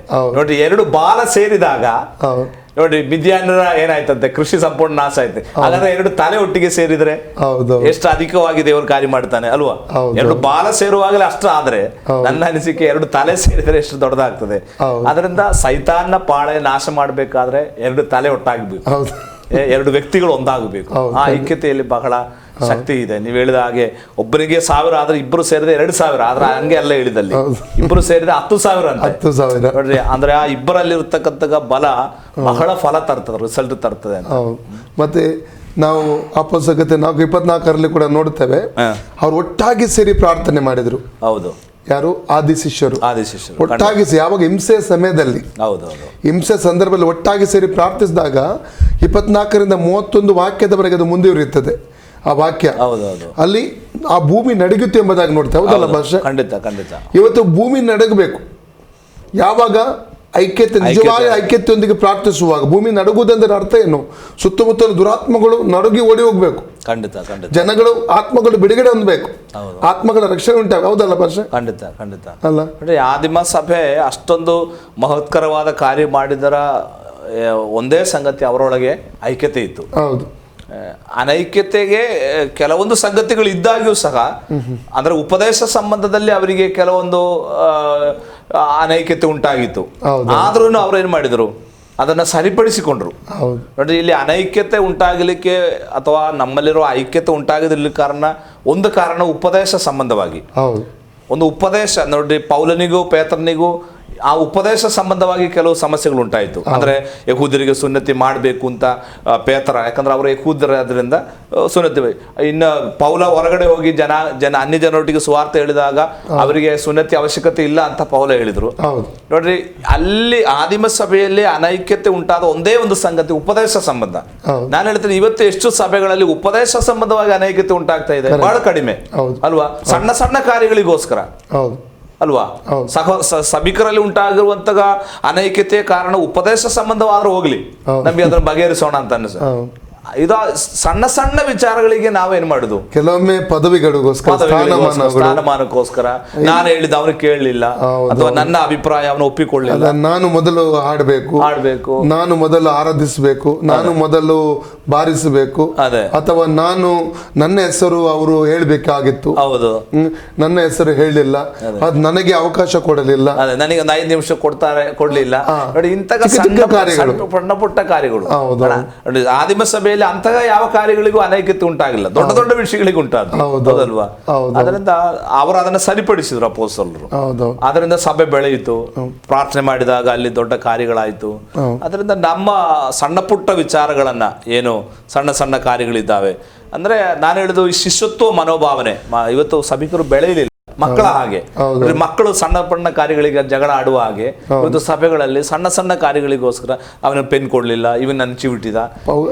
ಪೌಲನು ಹೇಳ್ತಾನೆ 1 ಕೊರಿಂಥ 1ನೇ ಅಧ್ಯಾಯದಲ್ಲಿ 10ನೇ ವಾಕ್ಯದಿಂದ, ಒಬ್ಬನು ಪೌಲನವನು, ಒಬ್ಬನು ಅಪೊಲ್ಲೋಸನವನು ಎಂಬುದಾಗಿ ಹೇಳಿ ಜಗಳ ಮಾಡಿಕೊಳ್ಳುವುದನ್ನು ಆತನಲ್ಲಿ ಹೇಳ್ತಾ ಇದ್ದಾನೆ. ಅಲ್ಲ, ಅಲ್ಲಿ ಅಂದ್ರೆ ವಿವಿಧ ಗುಂಪುಗಳು, ಗುಂಪುಗಾರಿಕೆ ಸಭೆಗಳಲ್ಲಿ ಕೂಡ ಇವತ್ತು ಗುಂಪುಗಾರಿಕೆಗಳನ್ನು ನೋಡಬಹುದು. ಇನ್ನೊಂದು ಗುಂಪುಗಳನ್ನು ಮಾಡಿಕೊಳ್ಳುವಂಥದ್ದು, ಅದು ಒಂದು ಗುಂಪಿಗೆ ಇನ್ನೊಂದು ಗುಂಪು ಎದುರು ನಿಲ್ಲುವಂಥದ್ದು, ಪೈಪೋಟಿ ಮಾಡುವಂಥದ್ದು, ಇವುಗಳನ್ನು ನಾವು ನೋಡ್ಲಿಕ್ಕೆ ಸಾಧ್ಯ. ನೋಡ್ರಿ, ಇದರ ಹಿಂದೆ ಎಲ್ಲ ಸೈತಾನ ಶಕ್ತಿ. ನಾನು ಹೇಳುದು, ಸೈತಾನ ಎಷ್ಟು ವಿಶ್ವಾಸಿಗಳನ್ನ ಇನ್ಫ್ಲೂಯೆನ್ಸ್ ಮಾಡಿ ಅವರ ಮೂಲಕ ಕಾರ್ಯ ಮಾಡ್ತಾನೆ ಅಂತೇಳಿ ನಮ್ಮ ಸಭೆ ನೋಡಿದ್ರೆ ಸಾಕು. ಇನ್ನೊಂದು ರೀತಿ ಹೇಳ್ಬೇಕಿದ್ದು ಶಾರೀರಿಕ ಸ್ವಭಾವಗಳು. 1 ಕೊರಿಂಥ 3ನೇ ಅಧ್ಯಾಯ 1ರಿಂದ 3ನೇ ವಾಕ್ಯ, ಪೌಲನು ಏನ್ ಹೇಳ್ತಾ ಇದ್ದಾನೆ, ಶರೀರ ಭಾವಾಧೀನರು. ಹೌದು, ಇನ್ನು ಕೂಡ ನೀವು ಮಕ್ಕಳಾಗೆ, ನಿಮ್ಗೆ ನಾನು ಮಕ್ಕಳಾಗೆ ನಾನು ಹಾಲು ಕೊಡಬೇಕು, ಗಟ್ಟಿಯಾದ ಆಹಾರ ಕೊಡ್ಲಿಕ್ಕೆ ಆಗ್ಲಿಲ್ಲ ಅಂತ ಅದನ್ನ ಹೇಳ್ತಾರೆ. ಅದೇ ಖಂಡಿತವಾಗಿಯೂ ನಮ್ಮ ಶಿಶುತ್ವ ಮನೋಭಾವನೆ ಹೋಗ್ಬೇಕು. ಹೇಗೆ ನಾವು ಶರೀರದಲ್ಲಿ ಹುಟ್ಟಿ ಒಂದು 10 ವರ್ಷವಾಗುವಾಗ ಸ್ವಂತ ಕಾರ್ಯ ಮಾಡಲಿಕ್ಕೆ ಒಬ್ಬ ಮಗು ಪ್ರಾಪ್ತವಾಗ್ತದೋ, ಒಂದು 25 ವರ್ಷ ಆಗುವಾಗ ಅವನು ದುಡಿದು ಒಂದು ಮನೆ ನೋಡುವುದಕ್ಕೆ ಅವನು ಹೇಗೆ ಮೆಚ್ಚೂರಿಗೆ ಪಕ್ವತೆಗೆ ಬರ್ತಾನೆ, ಅದೇ ರೀತಿ ಆತ್ಮಿಕದಲ್ಲೂ ನಾವೇನಾಗಬೇಕು, ಒಂದೊಂದು ವರ್ಷ ಹೋದ ಹಾಗೆ ನಾವು ನಮ್ಮ ಸ್ವಭಾವಗಳಲ್ಲಿ ದೊಡ್ಡ ಬದಲಾವಣೆ ಆಗಬೇಕು, ನಾವು ಪಕ್ವತೆ ಉಳ್ಳವರಾಗಬೇಕು. ಅದಕ್ಕೆ ಯೋಹಾನ ಪತ್ರಿಕೆಯಲ್ಲಿ ಯೋಹಾನ ಮೊದಲು ಮಕ್ಕಳೇ ಅಂತ ಕರೀತಾನೆ, ಆಮೇಲೆ ಹೇಳ್ತಾನೆ ಯೌವನಸ್ಥರೇ ಅಂತ ಕರೀತಾನೆ, ಆಮೇಲೆ ತಂದೆಗಳೇ ಅಂತ ಕರೀತಾನೆ ಅಲ್ವಾ? ನೋಡ್ರಿ, ಅಲ್ಲಿ ಆ ಹಂತ ಬದಲಾವಣೆ ಹೋಗ್ತಾ ಇದೆ. ನಮ್ಮ ಸಭೆಗಳಲ್ಲಿ ಹೆಚ್ಚು ಕಡಿಮೆ ಎಲ್ಲ ಮಕ್ಕಳೇ, ಯಾವಾಗಲೂ ಮಕ್ಕಳೇ ಅಂತ ಕರಿಬೇಕು. ಆದ್ರೆ ಮಕ್ಕಳಿಂದ ಏನಾಯ್ತು, ಯೌವನಸ್ಥ ಅನುಭವಕ್ಕೆ ಬರಬೇಕು, ಅಲ್ಲಿ ನಿಲ್ಬಾರ್ದು. ಆಮೇಲೆ ನಾವು ತಂದೆಗಳಾಗಬೇಕು. ತಂದೆಗಳ ಪ್ರತ್ಯೇಕತೆ ಅಂತ ಹೇಳಿದ್ರೆ, ಈಗ ಮನೆಯಲ್ಲಿ ತಾನು ತನ್ನ ಅಂದ್ರೆ ತನಗೆ ಸಿಗಬೇಕಾದ ಸಂತೋಷ ಸವಲತ್ತನ್ನೆಲ್ಲ ಮಕ್ಕಳಿಗೋಸ್ಕರ ತ್ಯಾಗ ಮಾಡುವ ತಂದೆ, ಹೌದಲ್ವಾ? ಈಗ ತಂದೆಗೆ ಈಗ ಅನೇಕ ಸಾರಿ ಈಗ ಒಂದು ಒಳ್ಳೆ ಊಟ ಮಾಡದೆ ಅಥವಾ ಎಂಜಾಯ್ ಮಾಡದೆ ಆ ಟೈಮನ್ನು, ಆ ಹಣವನ್ನು ಮಕ್ಕಳ ವಿದ್ಯಾಭ್ಯಾಸಕ್ಕೋಸ್ಕರ ಖರ್ಚು ಮಾಡುವ ತಂದೆ. ಅಂದ್ರೆ ತಂದೆ ಜವಾಬ್ದಾರಿಕೆಯಿಂದ ತನ್ನ ಸುಖ ಸಂತೋಷಗಳನ್ನ ತೆಗೆದಿಟ್ಟು ತನ್ನ ಮಕ್ಕಳಿಗೋಸ್ಕರ, ತನ್ನ ಕುಟುಂಬಕ್ಕೆ ಜೀವನ ಮಾಡುವಾಗೆ, ಅಂದ್ರೆ ಸ್ವಾರ್ಥತೆಯನ್ನ ತ್ಯಜಿಸಿ ಇನ್ನೊಬ್ಬರ ಒಳ್ಳೇದಕ್ಕೋಸ್ಕರ ತಂದೆ ಕಷ್ಟಪಡ್ತಾ ಇದ್ದಾನೆ. ಆ ಒಂದು ಮಟ್ಟಕ್ಕೆ ನಾವು ವಿಶ್ವಾಸಿಗಳೆಲ್ಲರೂ ತಂದೆಗಳಾಗಬೇಕು. ನಮ್ಮ ಸಭೆಗಳಲ್ಲಿ ತಂದೆಯಂದ್ರು ಕಡಿಮೆ, ಎಲ್ಲ ಮಕ್ಕಳು ಜಾಸ್ತಿ. ಅದನ್ನ ಆ ತಂದೆ ಅನುಭವಕ್ಕೆ ನಾವೆಲ್ಲ ಬೆಳಿಬೇಕು. ಆ ಒಂದು ಮಟ್ಟಕ್ಕೆ ನಾವು ಬರುವಾಗಲೇ ನಮ್ಮ ಸಭೆಯಲ್ಲಿ ಇಂತಹ ಸಣ್ಣ ಪುಟ್ಟ ಸಾಮರಸ್ಯಗಳೆಲ್ಲ ಏನಾಗುದು, ಅದೆಲ್ಲ ಹೋಗಿ ಒಳ್ಳೆ ರೀತಿಯಲ್ಲಿ ನಮ್ಮ ಸಭೆ ಬೆಳೀಲಿಕ್ಕೆ ಸಾಧ್ಯ. ಐಕ್ಯತೆ ಯಾವ ಸಭೆಯಲ್ಲಿದೋ ಅಂತ ಸಭೆ ಮಾತ್ರವೇ ಬೆಳೆಯುತ್ತದೆ, ಅಂತ ಸಭೆಗಳು ಮಾತ್ರ ಆಶೀರ್ವದಿಸಲ್ಪಡ್ತದೆ. ಮತ್ತೆ ಇನ್ನೊಂದು ಪ್ರಶ್ನೆ ಅವರು ಕೇಳಿದ್ದಾರೆ, ಐಕ್ಯತೆಗೆ ಬೇಕಾದ ಸಂಗತಿಗಳೇನು? ನೋಡ್ರಿ, ಐಕ್ಯತೆಗೆ ನಾನು ಈಗಾಗಲೇ ಹೇಳಿದ ಹಾಗೆ ದೇವರ ವಾಕ್ಯದ ಆಳವಾದ ಅರಿವು, ಅದು ಐಕ್ಯತೆಗೆ ನಡೆಸುವಂತ ಒಂದು ಮುಖ್ಯವಾದ ಸಂಗತಿ. ನಾನು ಈಗಾಗಲೇ ಹೇಳಿದ ಪ್ರಕಾರ ಈ ಐಕ್ಯತೆಯ ಬಗ್ಗೆ ನಮಗೆ ಹೆಚ್ಚು ಮಾಹಿತಿ ಕೊಡುವುದು ದೇವರ ವಾಕ್ಯ ಅಲ್ವಾ? ಐಕ್ಯತೆಯಿಂದ ನಮಗೆ ಸಿಗುವಂತಹ ಆಶೀರ್ವಾದಗಳು. ನೋಡಿ, ಒಬ್ಬ ವ್ಯಕ್ತಿ ಅವನ ವಾಕ್ಯದಲ್ಲಿ ಬೆಳೆಯುತ್ತಾ ಹೋದ ಹಾಗೆ ಅವನಲ್ಲಿ ಐಕ್ಯತೆ ತನ್ನಿಂದ ತಾನೇ ಉಂಟಾಗ್ತದೆ. ಅವನ ಸ್ವಾರ್ಥತೆ ಹೋಗುವಾಗ ಇತರರನ್ನ ಅವರ ಕೆಲವೊಂದು ನೋಡ್ರಿ, ಮನುಷ್ಯನಿಗೆಲ್ಲರಿಗೂ ವಿವಿಧ ಸ್ವಭಾವಗಳು. ಈಗ ಒಂದು ಸಭೆಯಲ್ಲಿ 100 ಸ್ವಭಾವ ಇರ್ತಾರೆ. ಎಲ್ಲರನ್ನ ನಾವು ಹೊಂದಾಡಿಕೊಂಡು ಹೋಗುವಂತಹ, ಆ ಒಂದು ಎಲ್ಲರೊಟ್ಟಿಗೂ ಅಡ್ಜಸ್ಟ್ ಮಾಡುವಂತಹ, ಎಲ್ಲರನ್ನು ಪ್ರೀತಿಸುವಂತಹ ಆ ಒಂದು ಅನುಭವಕ್ಕೆ ಬರಬೇಕಾದ್ರೆ ಅವನಿಗೆ ಅಲ್ಲಿ ವಾಕ್ಯದ ಅರಿವು ಬಹಳ ಮುಖ್ಯ. ಎರಡನೇದಾಗಿ ನಾನು ಹೇಳಿದ ಪ್ರಕಾರ ಪವಿತ್ರಾತ್ಮನ ಸಹಾಯ, ಇದು ಬಹಳ ಮುಖ್ಯ. ಪವಿತ್ರಾತ್ಮನಿಂದ ಉಂಟಾಗುವ ಐಕ್ಯತೆಗೆ ಕಾರಣ ಪವಿತ್ರಾತ್ಮನೇ. ಪವಿತ್ರಾತ್ಮನ ಸಹಾಯ, ಮತ್ತೆ ಆತ್ಮಿಕವಾದಂತಹ ನಮ್ಮ ಸ್ವಭಾವಗಳಲ್ಲಿನ ಬದಲಾವಣೆಗಳು, ಇದೆಲ್ಲ ನಾವು ಮಾಡುವಾಗಲೇ ನಮಗೆ ಸಭೆಯಲ್ಲಾಗಲಿ ನಮ್ಮ ಕುಟುಂಬದಲ್ಲಾಗಲಿ ಐಕ್ಯತೆಯಿಂದ ಇರಲಿಕ್ಕೆ ಸಾಧ್ಯ. ಅದು ಬಹಳ ಮುಖ್ಯವಾದ ಸಂಗತಿ. ಮತ್ತೆ ಇನ್ನೊಂದು ಪ್ರಶ್ನೆ ಅವರು ಕೇಳಿದ್ದಾರೆ. ಭಾರತ ದೇಶದ ನಾನಾ ಭಾಗಗಳಲ್ಲಿ ಇಂದು ಸುವಾರ್ತಿಕರು, ಸಭಾಪಾಲಕರು ಸೇರಿ 1 ತಿಂಗಳಿಗೊಮ್ಮೆ ಅಥವಾ ವಾರಕ್ಕೊಮ್ಮೆ ಅವರು ಐಕ್ಯತೆಯ ಕೂಟಗಳು ನಡೆಸ್ತಾ ಇದ್ದಾರೆ. ಅದು ಸೇವಕರ ಕೂಟ. ಮತ್ತು ಅವರು ಹೇಳ್ತಾ ಇದ್ದಾರೆ, ನನ್ನ ಪ್ರಶ್ನೆ, ಕೇವಲ ಆ ಸೇವಕರೆಲ್ಲ ಒಟ್ಟಿಗೆ ಸೇರಿ ಹಾಡುಗಳನ್ನು ಹಾಡಿ ಆರಾಧಿಸಿ ಸ್ವಲ್ಪ ಪ್ರಾರ್ಥನೆ ಮಾಡಿ ಚಾ ಕಾಫಿ ಕುಡಿದು ತಿಂಡಿ ತಿಂದು ಅಥವಾ ಊಟ ಮಾಡಿ ಹೋಗುವುದು ಕೇವಲ ಐಕ್ಯತೆಯೋ ಅಥವಾ ಇದಕ್ಕಿಂತ ಹೊರತು ಯಾವುದೇ ಐಕ್ಯತೆಯಲ್ಲಿ ಇದೇ ವಿಷಯ ಅಂತ ಅವರು ಕೇಳ್ತಾ ಇದ್ದಾರೆ. ನೋಡ್ರಿ, ಐಕ್ಯತೆ, ಈಗ ಅವರು ಕೇಳಿದ ಪ್ರಶ್ನೆ, ಈಗ ಸೇವಕರ ಮಧ್ಯದಲ್ಲಿ ಒಂದು ದಿವಸ ಅವರು ಸೇರಿ ಕೂಟ ಮಾಡಿ ಅಥವಾ ಕೊನೆಯಲ್ಲಿ ಆಹಾರ ಸೇವನೆ ಮಾಡಿ ಹೋಗುವುದರಲ್ಲಿ ಅರ್ಥ ಇದೆಯಾ ಅಂತ ಅಂದರೆ, ಐಕ್ಯತೆಯ ಒಂದು ಭಾಗ ಅನ್ಯೋನ್ಯತೆ, ಯೂನಿಟಿ ಆ್ಯಂಡ್ ಫೆಲೋಶಿಪ್. ಐಕ್ಯತೆಗೆ ಒಂದು ಕಾರಣ ಅನ್ಯೋನ್ಯತೆ. ಅನ್ಯೋನ್ಯತೆಯಲ್ಲೇ ಐಕ್ಯತೆ ಬೆಳೆಯುತ್ತದೆ. ಈಗ ಆದಿಮ ಸಭೆ ಉದಾಹರಣೆ ತೆಗೆದುಕೊಳ್ಳೋಣ. ಅವರೆಲ್ಲರೂ ಒಂದೊಂದು ಮನೆಗಳಲ್ಲಿ ಸೇರಿ ಬಂದು ರೊಟ್ಟಿ ಮುರಿಯುತ್ತಾ ಊಟ ಮಾಡಿ ಸರಳ ಹೃದಯದಿಂದ ಪ್ರಾರ್ಥನೆ ಮಾಡುತ್ತಾ ಉಲ್ಲಾಸದಿಂದ ಹೋದ್ರು ಅಂತ. ನೋಡ್ರಿ, ಅಲ್ಲಿ ಫುಡ್, ಆಹಾರ ಒಂದು ಅರ್ಥದಲ್ಲಿ ಫೆಲೋಶಿಪ್ಪಿಗೆ ಕಾರಣ. ಅಂದ್ರೆ ಆದಿಮ ಸಭೆ ಅದು ಮಾಡಿತ್ತು ಅಲ್ವಾ? ಎಲ್ಲರೂ ರೊಟ್ಟಿ ಮುರಿದು ಅವರು ಊಟ ಮಾಡಿ ಏನ್ ಮಾಡಿದ್ರು ನೋಡಿ. ಆದಿಮ ಸಭೆಯಲ್ಲಿ ಎಲ್ಲರೂ ಒಟ್ಟಿಗೆ ಊಟ ಮಾಡ್ತಾ ಇದ್ರಂತೆ. ಕೊರಂಥಿ ಪತ್ರಿಕೆಯಲ್ಲಿ ಪೌಲ ಕರ್ತನ ಭೋಜನದ ಕುರಿತಾಗಿ ಹೇಳುವಾಗ, ನಿಮಗೆ ಮನೆಯಲ್ಲಿ ಉಣ್ಣುವುದಕ್ಕೆ ಸ್ಥಳವಿಲ್ಲೋ, ಒಬ್ಬೊಬ್ಬರು ಬೇಗ ಬೇಗ ಊಟ ಮಾಡ್ತಾರೆ. ನೋಡಿ, ಆದಿಮ ಸಭೆ ಉದ್ದೇಶಿಸಿದ್ದು ಒಟ್ಟಿಗೆ ಊಟ ಮಾಡೋಣ, ಇದೊಂದು ಫೆಲೋಶಿಪ್ ಫೀಸ್ಟ್ ಆಗ್ಲಿ, ಇದೊಂದು ಅನ್ಯೋನ್ಯತೆ ಊಟ ಆಗ್ಲಿ ಅಂತ. ಆದ್ರೆ ಕೊನೆಗೆ ಕೊರಂಥ್ಯ ಸಭೆಗೆ ಬಂದಾಗ ಏನಾಯ್ತು, ಒಬ್ಬೊಬ್ರು ತಂದದ್ದು ಬೇಗ ಬೇಗ ಊಟ ಮಾಡಿ ಅವ್ರು ಹೋಗ್ತಾ ಇದ್ದಾರೆ. ಅದಕ್ಕೆ ಪೌಲ ನಿಮ್ಮ ಮನೆಯಲ್ಲಿ ಸ್ಥಳ ಇಲ್ಲಿ ಊಟ ಮಾಡ್ಲಿಕ್ಕೆ, ಇಲ್ಲಿ ಯಾಕೆ ತರಬೇಕು, ಇಲ್ಲಿ ತಂದ್ರೆ ನಾವು ಒಟ್ಟಿಗೆ ಏನ್ ಮಾಡ್ಬೇಕು ಅಂದ್ರೆ, ಆದಿಮ ಸಭೆಯ ಕಾನ್ಸೆಪ್ಟ್ ಅಂತಂದ್ರೆ ಅವರು ಒಟ್ಟಿಗೆ ಊಟ ಮಾಡುವಾಗ ಅಲ್ಲಿ ಒಂದು ಐಕ್ಯತೆ ಬರ್ತಾ ಇತ್ತು, ಅಲ್ಲಿ ಒಂದು ಅನ್ಯೋನ್ಯತೆ ಬರ್ತಾ ಇತ್ತು, ಕೂತ್ಕೊಂಡು ಮಾತಾಡ್ಲಿಕ್ಕೆ ಒಂದು ಸಮಯ ಆಗ್ತಾ ಇತ್ತು, ಪರಸ್ಪರ ಕಷ್ಟ ಸುಖ ಹಂಚಲಿಕ್ಕೂ, ಆಹಾರ ಪದಾರ್ಥಗಳನ್ನು ಪರಸ್ಪರ ಶೇರ್ ಮಾಡ್ಲಿಕ್ಕೂ. ಇದೆಲ್ಲ ಊಟವು ಅನ್ಯೋನ್ಯತೆ ಒಂದು ಭಾಗವೇ.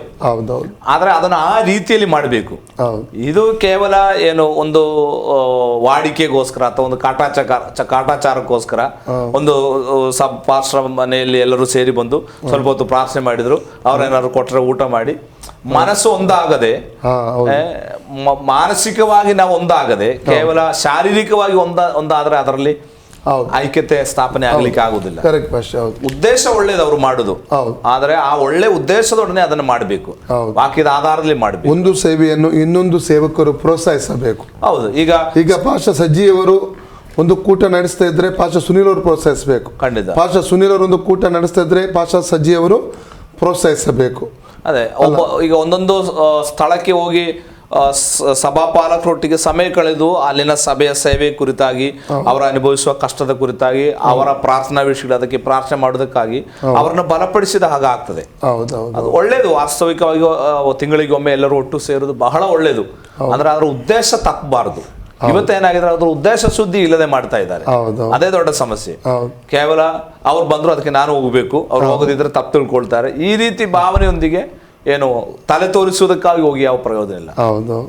ಹೃದಯದ ಯಾಕಂದರೆ ನಾನು ನೀವು ಮಾತಾಡುವ ಒಂದು ವಾಕ್ಯ ನೆನಪು ಬರ್ತಾ ಇದೆ. 1 ಸಾಮುವೇಲ 18:1 ನಾವು 5 ವಾಕ್ಯ ತನಕ ಓದಿದ್ರೆ, ದಾವೀದ ಮತ್ತು ಯೋನಾಥನನ ಹೃದಯ ಪ್ರಾಣ ಒಂದಾಯಿತು. ಯಾವಾಗ ಹೃದಯ ಮತ್ತು ಪ್ರಾಣ ಒಂದಾಯಿತು, ಯೋನಾಥನ ತನ್ನಲ್ಲಿರುವಂಥ ಬೆಲೆ ಬಾಳುವಂಥ ವಸ್ತುಗಳನ್ನು ಉಡುಗೊರೆಯಾಗಿ ಅದು ದಾವೀದನಿಗೆ ಅಲ್ಲಿ ಕೊಡುವಂಥದ್ದನ್ನು ಕಾಣ್ತಾ ಇದ್ದೇವೆ. ಹೌದು ಅಲ್ಲ? ನೋಡಿ, ತನ್ನ ಸೌಲನ ಮರಣಾನಂತರ ಯೋನಾತಾನೇ ರಾಜನಾಗ್ಬೇಕಿತ್ತು ಅಲ್ವಾ, ತನ್ನ ಅಧಿಕಾರವನ್ನು ಸಹ ದಾವೀದನಿಗೆ ಬಿಟ್ಟುಕೊಳ್ಳಿಕ್ಕೆ ತಯಾರಾಗಿದ್ದಾರೆ. ಹೌದೌದು. ನೋಡ್ರಿ, ಆ ಅನ್ಯೋನ್ಯತೆ ಮತ್ತು ಆ ಪ್ರೀತಿಯಲ್ಲಿ ತ್ಯಾಗ ಕೂಡ ಇದೆ, ತ್ಯಾಗ ಕೂಡ ಇದೆ ಅಲ್ಲಿ. ಹೌದೌದು. ಆ ಒಂದು ಮನೋಭಾವನೆ ನಮಗೆ ಬೇಕು. ಅಲ್ಲದೆ ಸುಮ್ಮನೆ ಜನರ ತೋರ್ಪಡಿಸುವಿಕೆಗೋಸ್ಕರ, ನೇಮ್ಸೇಕಿಗೋಸ್ಕರ ನಾವು ಒಂದು ಇವತ್ತಿನ ದಿನಗಳು ಏನಾಗ್ತದೆ, ಒಂದು ಸೇವೆ ಬೆಳೆಯುವಾಗ ಇನ್ನೊಬ್ಬರಿಗೆ ಆಗುವುದಿಲ್ಲ, ನೋಡ್ಲಿಕ್ಕೆ ಆಗಲ್ಲ. ಮತ್ತೆ ಏನ್ ಮಾಡ್ತಾರೆ, ಹೊಟ್ಟೆ ಕಿಚ್ಚು ಮಾಡುವಂಥದ್ದು ಅಥವಾ ಅವರಿಗೆ ವಿರೋಧವಾಗಿ ಮಾತಾಡುವಂಥ ಇದೆಲ್ಲ ಕೆಲವು ಕಡೆ ನಾವು ನೋಡ್ತೇವೆ. ಹೌದಲ್ಲ? ಖಂಡಿತ ಖಂಡಿತ.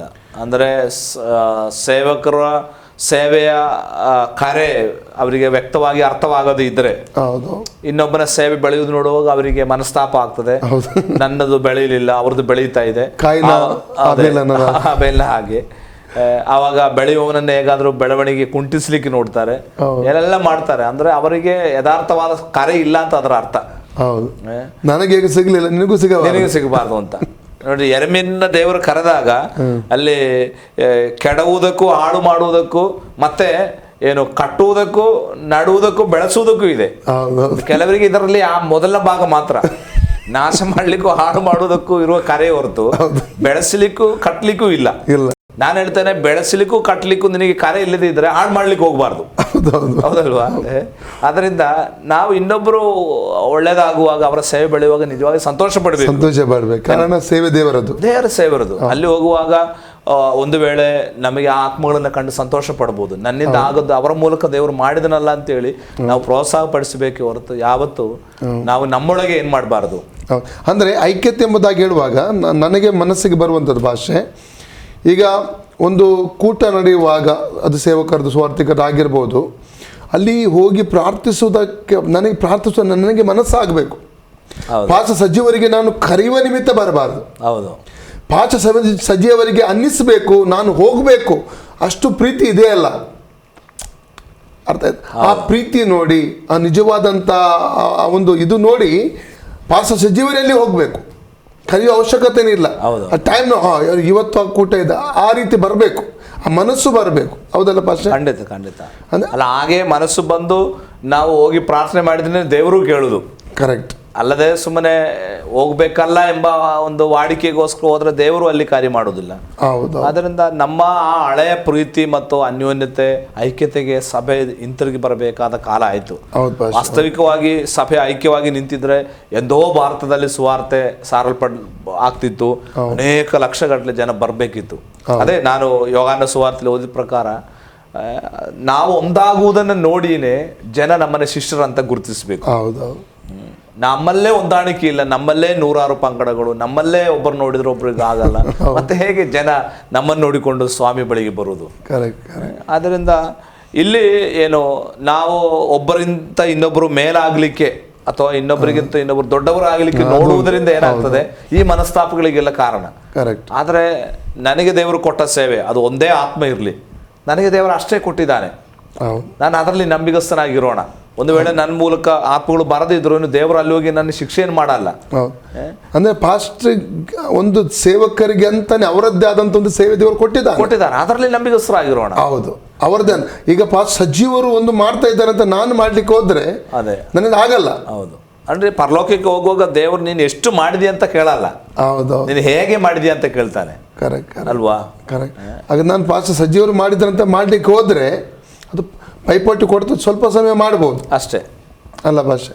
ಅಂದ್ರೆ ನನ್ನ ಮಾನುಷಿಕವಾದ ಜ್ಞಾನದಿಂದ ಅವರನ್ನ ಸೋಲಿಸುವುದಕ್ಕಾಗಿ ನಾನು ಮಾಡಿದ್ರೆ ಅಲ್ಲಿ ದೇವರ ಕಾರ್ಯ ನಡೆಯಲ್ಲ, ಆತ್ಮನ ಕಾರ್ಯ ಇಲ್ಲ. ಯಾಕಂದ್ರೆ ಆತ್ಮ ಹೇಳಿ ಎಲ್ಲ ನಾನು ಮಾಡ್ತಾ ಇರೋದು, ನಾನು ನನ್ನ ಸ್ವಂತ ಬುದ್ಧಿ ಉಪಯೋಗಿಸ್ಕೊಂಡು ಮಾಡುದು, ಅದು ಸ್ವಲ್ಪ ದಿವಸ ಆಗುವಾಗ ನಿಂತು ಹೋಗ್ತದೆ. ಇವನ್ ನಾವು ನೋಡ್ತೇವೆ, ಯೇಸುಸ್ವಾಮಿ ಜೊತೆಯಲ್ಲಿ ಶಿಷ್ಯರು ಬಂದು ಒಂದು ದಿವಸ ಹೇಳ್ತಾ ಇದ್ದ, ನಿನ್ನ ಹೆಸರಲ್ಲಿ ಒಬ್ಬರು ದೆವ್ವ ಬಿಡಿಸುವುದ ನೋಡಿದೆ, ಅವನು ಅಡ್ಡಿಪಡಿಸ್ಬೇಕಂತ. ಸ್ವಾಮಿ ಹೇಳಿದನು ಅವ್ನು ಮಾಡ್ಲಿ ಅಂತ. ನೋಡ್ರಿ, ಯೇಸು ಸ್ವಾಮಿ ಹೇಳಿದ್ರು ಅಲ್ವಾ, ನನ್ನ ಹೆಸರಿನಲ್ಲಿ ದೆವ್ವ ಬಿಟ್ಟು ಅಂದ್ರೆ ಒಳ್ಳೇದಪ್ಪ ಆಗ್ಲಿ ಅಂತ. ಸ್ವಾಮಿ ಅದಕ್ಕೇನು ಅಡ್ಡ ಬರ್ಲಿಲ್ಲ ಅಲ್ವಾ.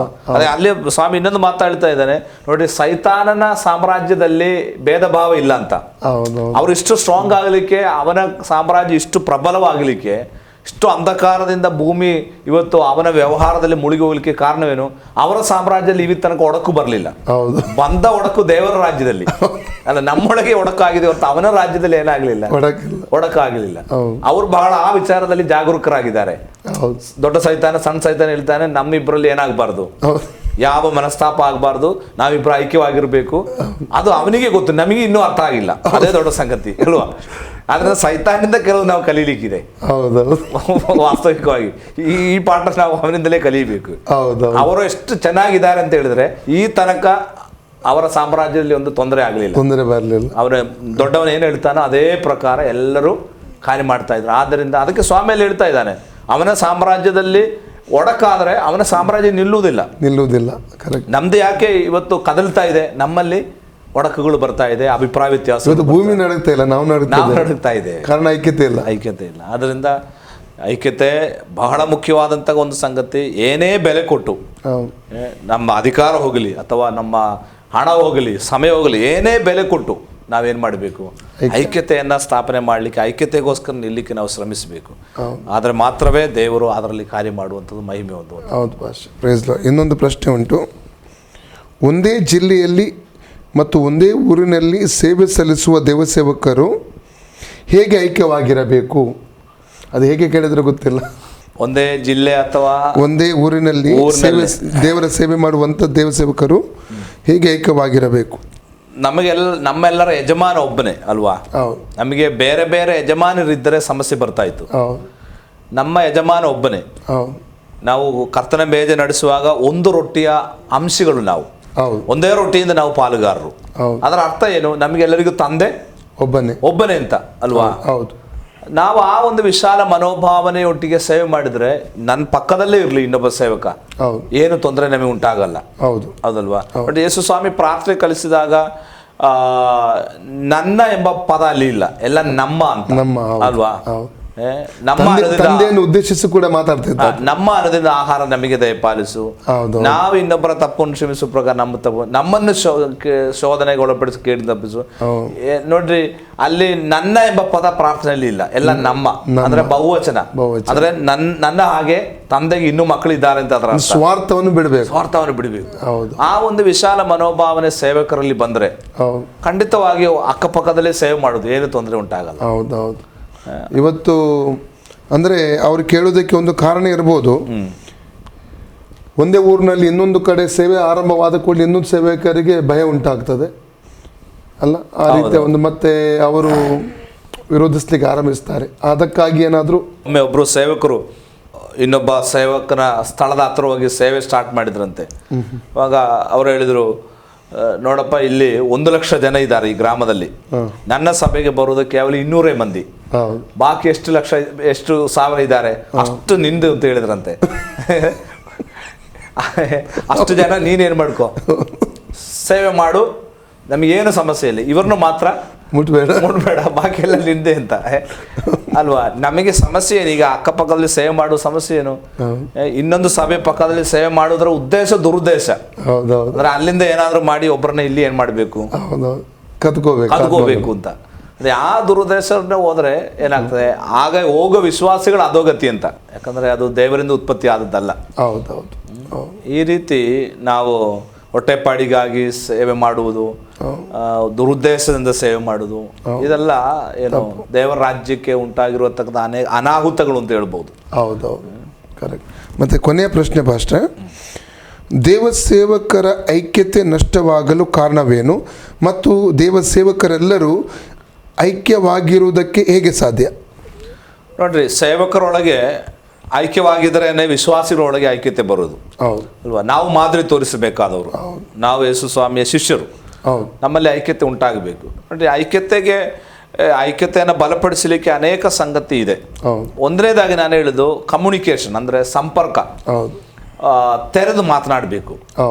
ಈಗ ನನಗೆ ನಿಮ್ಮ ಮೇಲೆ ಏನಾದರೂ ಒಂದು ಮನಸ್ತಾಪ ಇದ್ರೆ ಅದನ್ನು ಮನಸ್ಸಿನಲ್ಲಿ ಇಟ್ಕೊಂಡು ಹೋಗುವುದಲ್ಲ. ನಾವೇನು ಮಾಡಬೇಕು? ಸಾಧ್ಯವಾದರೆ ಸ್ವಾಮಿನೇ ಹೇಳಿದ್ದಾರೆ, ನಿಮ್ಮೊಳಗೆ ಇಬ್ಬರಲ್ಲಿ ಸಮಸ್ಯೆ ಇದ್ರೆ ನೀವು ಇಬ್ಬರೇ ಹೋಗಿ ಮಾತನಾಡಿ ಅಂತ. ಅದಕ್ಕೆ ಇನ್ನೊಬ್ಬರನ್ನ ಕರೆಸ್ಕೊಂಡು ಹೋಗೋದು ಬೇಡ. ಫಸ್ಟ್ ಸ್ಟೆಪ್ ಅಂತ ಹೇಳಿದ್ರೆ ಏನು? ನಾನು ಸುನಿಲ್ ಪಾರ್ಶ್ವಟ್ಟಿಗೆ ಏನಾದರೂ ತೊಂದರೆ ಇದ್ರೆ ನಾವಿಬ್ಬರು ಕೂತು ಮಾತಾಡಬೇಕು. ಇನ್ನು ಅನೇಕ ನಾನು ಕೇಳಿದಾಗ, ಈಗ ನೀವು ಮಾತಾಡುವಾಗ ನೆನಪು ಬಂದ ಭಾಷೆ, ಸಜೀವ್ ವರ್ಗೀಸ್ ಬಿದ್ದು ಹೋಗಿದ್ದಾರಂತೆ, ಅಂತೆ ಒಂದು ಒಬ್ಬ ಸೇವಕರಿಂದ ಬಗ್ಗೆ ಹೇಳ್ತಾರೆ. ಅದು ಅಂತೆ ಹೋಗಿ ಅದು ದೊಡ್ಡ ಚರಿತ್ರೆ ಇವತ್ತಿನ ಅದು ಕೂಡ ಆಗ್ತದೆ. ಮಗೆ ಈ ಸಜೀವ್ ವರ್ಗೀಸ್ ಕಿವಿಗೆ ಇದು ಬಿದ್ದಾಗ ಅಯ್ಯೋ ಹೃದಯ ಹೊಡಿತದೆ, ಅಯ್ಯೋ ಇಲ್ಲ ಸಲ್ಲದ ಆರೋಪ ನನ್ನ ಮೇಲೆ ಅವರು ಹೊರಿಸಿದ್ದಾರಲ್ಲ ಅಂತ. ಇದು ಕೂಡ ಕೆಲವು ನಡೀಲಿಕ್ಕೆ ಸಾಧ್ಯತೆ ಉಂಟಲ್ಲ? ಸಾಧ್ಯತೆ ಇದೆ. ಯಾಕಂದರೆ ನಾವಿವತ್ತು ಎಷ್ಟು ಒಳ್ಳೆಯವರು ಅಂತ ಹೇಳಿದರೆ ಒಳ್ಳೆ ಸಂಗತಿಯನ್ನು ಹಬ್ಬಿಸಲಿಕ್ಕೆ ಬಹಳ ತಡ ನಾವು, ಆದರೆ ಕೆಟ್ಟ ಸಂಗತಿ ನಾವು ಹಬ್ಬಿಸಲಿಕ್ಕೆ ಬೇಗನೆ ಹಬ್ಬುತ್ತದೆ. ನಾನು ಹೇಳಿದು ಈಗ ನನ್ನ ಕುರಿತಾಗಿ ಸುನಿಲ್ ಪಾಸ್ಟರ್ ಒಂದು ವಿಚಾರ ಕೇಳಿದರೆ ನಾನು ಇಮ್ಮಿಡಿಯೇಟ್ ಸಜಿ ಪಾಸ್ಟರ್ಗೆ ಫೋನ್ ಮಾಡಬೇಕು ಅಲ್ವಾ? ಮಾಡಿ ಪಾಸ್ಟರ್ ನಿಮ್ಮ ಬಗ್ಗೆ ಒಂದು ವಿಚಾರ ಬಂತು, ಏನು ಪಾಸ್ಟರ್ ಇದು, ಅಲ್ಲೇ ಕ್ಲಾರಿಫಿಕೇಶನ್ ಆಗ್ತದೆ. ಹಾಗೆ ಇರಬೇಕು ಸೇವಕರಲ್ಲಿ. ಅದೇ ಸೇವಕರಲ್ಲಿ ಬರಬೇಕು. ಅಲ್ಲದೆ ಒಬ್ಬರ ಮಾತು ಕೇಳಿ ಅವರಿಗೆ ಹೇಳುದು ಬಿಟ್ಟು ಇನ್ನೊಬ್ಬರಿಗೆ ಹೋಗಿ ಇನ್ನೊಂದು ಕೂಡಿಸಿ ಹೇಳಿ ಈಗ ಹೋಗುವಾಗ ಏನಾಗ್ತದೆ ಅಂದ್ರೆ ಒಟ್ಟಾರೆ ಒಬ್ಬ ಸಜೀವ ವರ್ಗೀಸ್ ಪಾಸ್ಟರ್ನು ಕೆಳಗೆ ಹಾಕಬೇಕು. ಅದರಿಂದ ನಾವೇನ್ ಮಾಡಬೇಕು, ತೆರೆದ ಮನಸ್ಸುಳ್ಳವರಾಗಬೇಕು ಐಕ್ಯತೆಗೆ. ಏನಾದರೂ ಭಿನ್ನಾಭಿಪ್ರಾಯಗಳು ಅಥವಾ ಸಮಸ್ಯೆಗಳು ಬಂದ್ರೆ ನೇರವಾಗಿ ಮಾತನಾಡಬೇಕು. ನೋಡಿ ಏದೇನ್ ತೋಟದಲ್ಲಿ ಮತ್ತೆ ಬಿಟ್ಟು ಕೊಡಬಾರದು, ಇನ್ನು ಒಬ್ಬ ಸೇವಕರು ಇನ್ನೊಂದು ಸೇವಕರನ್ನು ಬಿಟ್ಟುಕೊಡಬಾರದು. ಅದು ಬಹಳ ಮುಖ್ಯವಾದ ಸಂಗತಿ. ಅಲ್ಲಿ ಐಕ್ಯತೆಗೆ ಬರಲಿಕ್ಕೆ ಸಾಧ್ಯತೆ ಇದೆ, ಇನ್ನೂ ಹೆಚ್ಚು ಬಲ ಆಗ್ತದೆ. ಖಂಡಿತ. ಅಂದ್ರೆ ಏನೇ ಬೆಲೆ ಕೊಟ್ಟು ಪಾಸ್ಟರ್ ಸಜೀವರಿಗೆ ನನಗೆ ಗೊತ್ತು, ನೀವು ಹೇಗೆ ಯಾವ ವಿಷಯದಲ್ಲಿ ಮಾತಾಡುವುದು ಅಂತ ಹೇಳಿ ಅಲ್ಲಿ ಸ್ವಲ್ಪ ಇದು ಮಾತಾಡಿದರೆ ಅಲ್ಲಿ ನಿಜವಾಗಲೂ ಒಂದು ಮತ್ತೆ ಅದು ಹಬ್ಬಲಿಕ್ಕೆ ಅವಕಾಶ ಉಂಟಾಗಲ್ಲ. ಮತ್ತು ಅಲ್ಲಿ ಆ ವಿಷಯ ನಿಮಗೆ ತಿಳಿದಾಗ ಅಯ್ಯೋ ಹೌದಲ್ಲ, ನನ್ನ ಜೊತೆಯಲ್ಲಿ ನಿಂತರು ನೋಡಿ ಅವರು, ನನಗೆ ವಿಷಯ ತಿಳಿಸಿದ್ರಲ್ಲ, ನಿಮಗೂ ಸಂತೋಷ ಆಗ್ತದೆ. ಹೌದು. ಆ ರೀತಿ ನಾವು ಒಬ್ಬರನ್ನೊಬ್ಬರು ಕಾಪಾಡಿಕೊಳ್ಳುವುದಕ್ಕೂ ನಾವು ಶ್ರಮಿಸಬೇಕು, ಒಬ್ಬರೊಬ್ಬರು ಸಂರಕ್ಷಣೆ ಮಾಡಬೇಕು. ನಾವು ಒಬ್ಬರ ಬೆನ್ನಿಗೆ ಏನು ಚೂರಿ ಹಾಕುವುದಲ್ಲ, ನಾವು ಅವರ ಬೆನ್ನು ಕಾಪಾಡಲಿಕ್ಕೆ ನಾವು ಏನು ಸದಾ ಸಿದ್ಧರು. ಅದು ನಿಜವಾಗಿ ಐಕ್ಯತೆ ಉಳಿಲಿಕ್ಕೆ ಸಾಧ್ಯವಾಗ್ತದೆ ಅಲ್ಲ ಭಾಷೆ. ಪ್ರಿಯ ವೀಕ್ಷಕರೇ, ಪಾಸ್ಟರ್ ಸುರೇಶ್ ಎಂಬಂತಹ ದೇವಸೇವಕರು ಐಕ್ಯತೆ ಕುರಿತಾಗಿ ಕೇಳಿದಂತಹ ಪ್ರಶ್ನೆಗೆ ಇವತ್ತು ನಮ್ಮ ಮಧ್ಯದಲ್ಲಿ ಪಾಸ್ಟರ್ ಸಜೀವ್ ವರ್ಗೀಸ್ ಬೆಂಗಳೂರು, ಅವರು ಮೂಲತಃ ಕಾರ್ಕಳದವರು, ಹುಟ್ಟಿ ಬೆಳೆದವರು, ಆದರೂ ಇವತ್ತು ಬೆಂಗಳೂರಲ್ಲಿ ಅವರು IPC ಸಭೆಯಲ್ಲಿ ದೇವರ ಸೇವೆಯನ್ನು ಅವರು ಸಲ್ಲಿಸ್ತಾ ಇದ್ದಾರೆ. ನಿಜವಾಗಿಯೂ ಪಾಸ್ಟರ್ ಸಜೀವ್ ವರ್ಗೀಸ್ರವರು ನಮ್ಮ ಮಧ್ಯದಲ್ಲಿ ಇರುವುದು ತುಂಬ ಒಂದು ಒಳ್ಳೆಯ ಒಂದು ಸಂಗತಿ, ನಮಗೆ ತುಂಬ ಸಂತೋಷ. ಕಾರಣ ಅನೇಕ ಸತ್ಯವೇದದ ಒಂದು ಈ ಟೀಚಿಂಗ್ಗಳನ್ನು, ಉಪದೇಶಗಳನ್ನು ಅವರು ಮಾಡ್ತಾ ಇದ್ದಾರೆ. ದೇವರು ಬಲವಾಗಿ ಅವರನ್ನು ಈ ಒಂದು ಉಪದೇಶಗಳಲ್ಲಿ ಶಕ್ತವಾಗಿ ಆತನ ಮಹಿಮೆಗೆ ಉಪಯೋಗ ಮಾಡ್ತಾ ಇದ್ದಾನೆ. ಅವರ ಸಭೆಯಲ್ಲಿ ಮಾತ್ರವಲ್ಲ, ಅನೇಕ ಸಭೆಗಳಲ್ಲಿ ದೇಶ ವಿದೇಶಗಳಲ್ಲಿ ಕರ್ತನು ಅವರನ್ನು ಉಪಯೋಗ ಮಾಡ್ತಾ ಇದ್ದಾನೆ. ಇವತ್ತಿನ ಒಂದು ಮುಖ್ಯವಾದಂಥ ವಿಷಯವಾಗಿತ್ತು, ಪ್ರಶ್ನೆಯಾಗಿತ್ತು, ನಮ್ಮ ವೀಕ್ಷಕರ ಪ್ರಶ್ನೆಯಾಗಿತ್ತು. ಅದು ಐಕ್ಯತೆ ಕುರಿತಾಗಿ, ಅದು ಸಭೆಗೆ ಸಂಬಂಧವಾದ ಐಕ್ಯತೆ ಮತ್ತು ಸೇವಕರ ಮಧ್ಯದಲ್ಲಿರುವಂಥ ಐಕ್ಯತೆ ಕುರಿತಾಗಿ ಒಂದು ಪ್ರಶ್ನೆಯಾಗಿತ್ತು. ಆ ಪ್ರಶ್ನೆಗೆ ನಾನು ನಿಲ್ಲಿಸ್ತೇನೆ. ಕೇವಲ ಪಾಸ್ಟರ್ ಸುರೇಶ್ ಅವರಿಗೆ ಮಾತ್ರವಲ್ಲ, ವೀಕ್ಷಿಸುತ್ತಿರುವಂಥ ವೀಕ್ಷಕರೆಲ್ಲರಿಗೂ ಕೂಡ ಒಂದು ವೇಳೆ ಗೊಂದಲಗಳಿರುವುದಾದರೆ ಅನೇಕ ನಿಮ್ಮ ಪ್ರಶ್ನೆಗಳಿಗೆ ಉತ್ತರ ಸಿಕ್ಕಿರಬಹುದೆಂಬುದಾಗಿ ನಾನು ನಂಬುತ್ತೇನೆ. ಪಾಸ್ಟರ್ ಸಜೀವ್ ವರ್ಗೀಸ್ ತಮಗೆ ನಿಜವಾಗಿಯೂ ಈ ಕಾರ್ಯಕ್ರಮದಲ್ಲಿ ಭಾಗವಹಿಸಿ ನಮ್ಮ ವೀಕ್ಷಕರ ಪ್ರಶ್ನೆಗೆ ತಾವು ಉತ್ತರ ಕೊಟ್ಟಿದ್ದೀರಿ. ನಿಮಗೆ ನಿಜವಾಗಿಯೂ ನಾವು ವಂದನೆಯನ್ನು ಸಲ್ಲಿಸ್ತಾ ಇದ್ದೇವೆ. ಪ್ರಿಯ ವೀಕ್ಷಕರೇ, ಮತ್ತೊಮ್ಮೆ ಈ ಒಂದು ಕಾರ್ಯಕ್ರಮ ನಾವು ದಲ್ಲಿ ಸೇರುವವರೆಗೆ ನೀವು ವೀಕ್ಷಿಸ್ತಾರೆ ಆಸರೆ TV. ದೇವರು ನಿಮ್ಮನ್ನು ಆಶೀರ್ವದಿಸಲಿ. God bless you.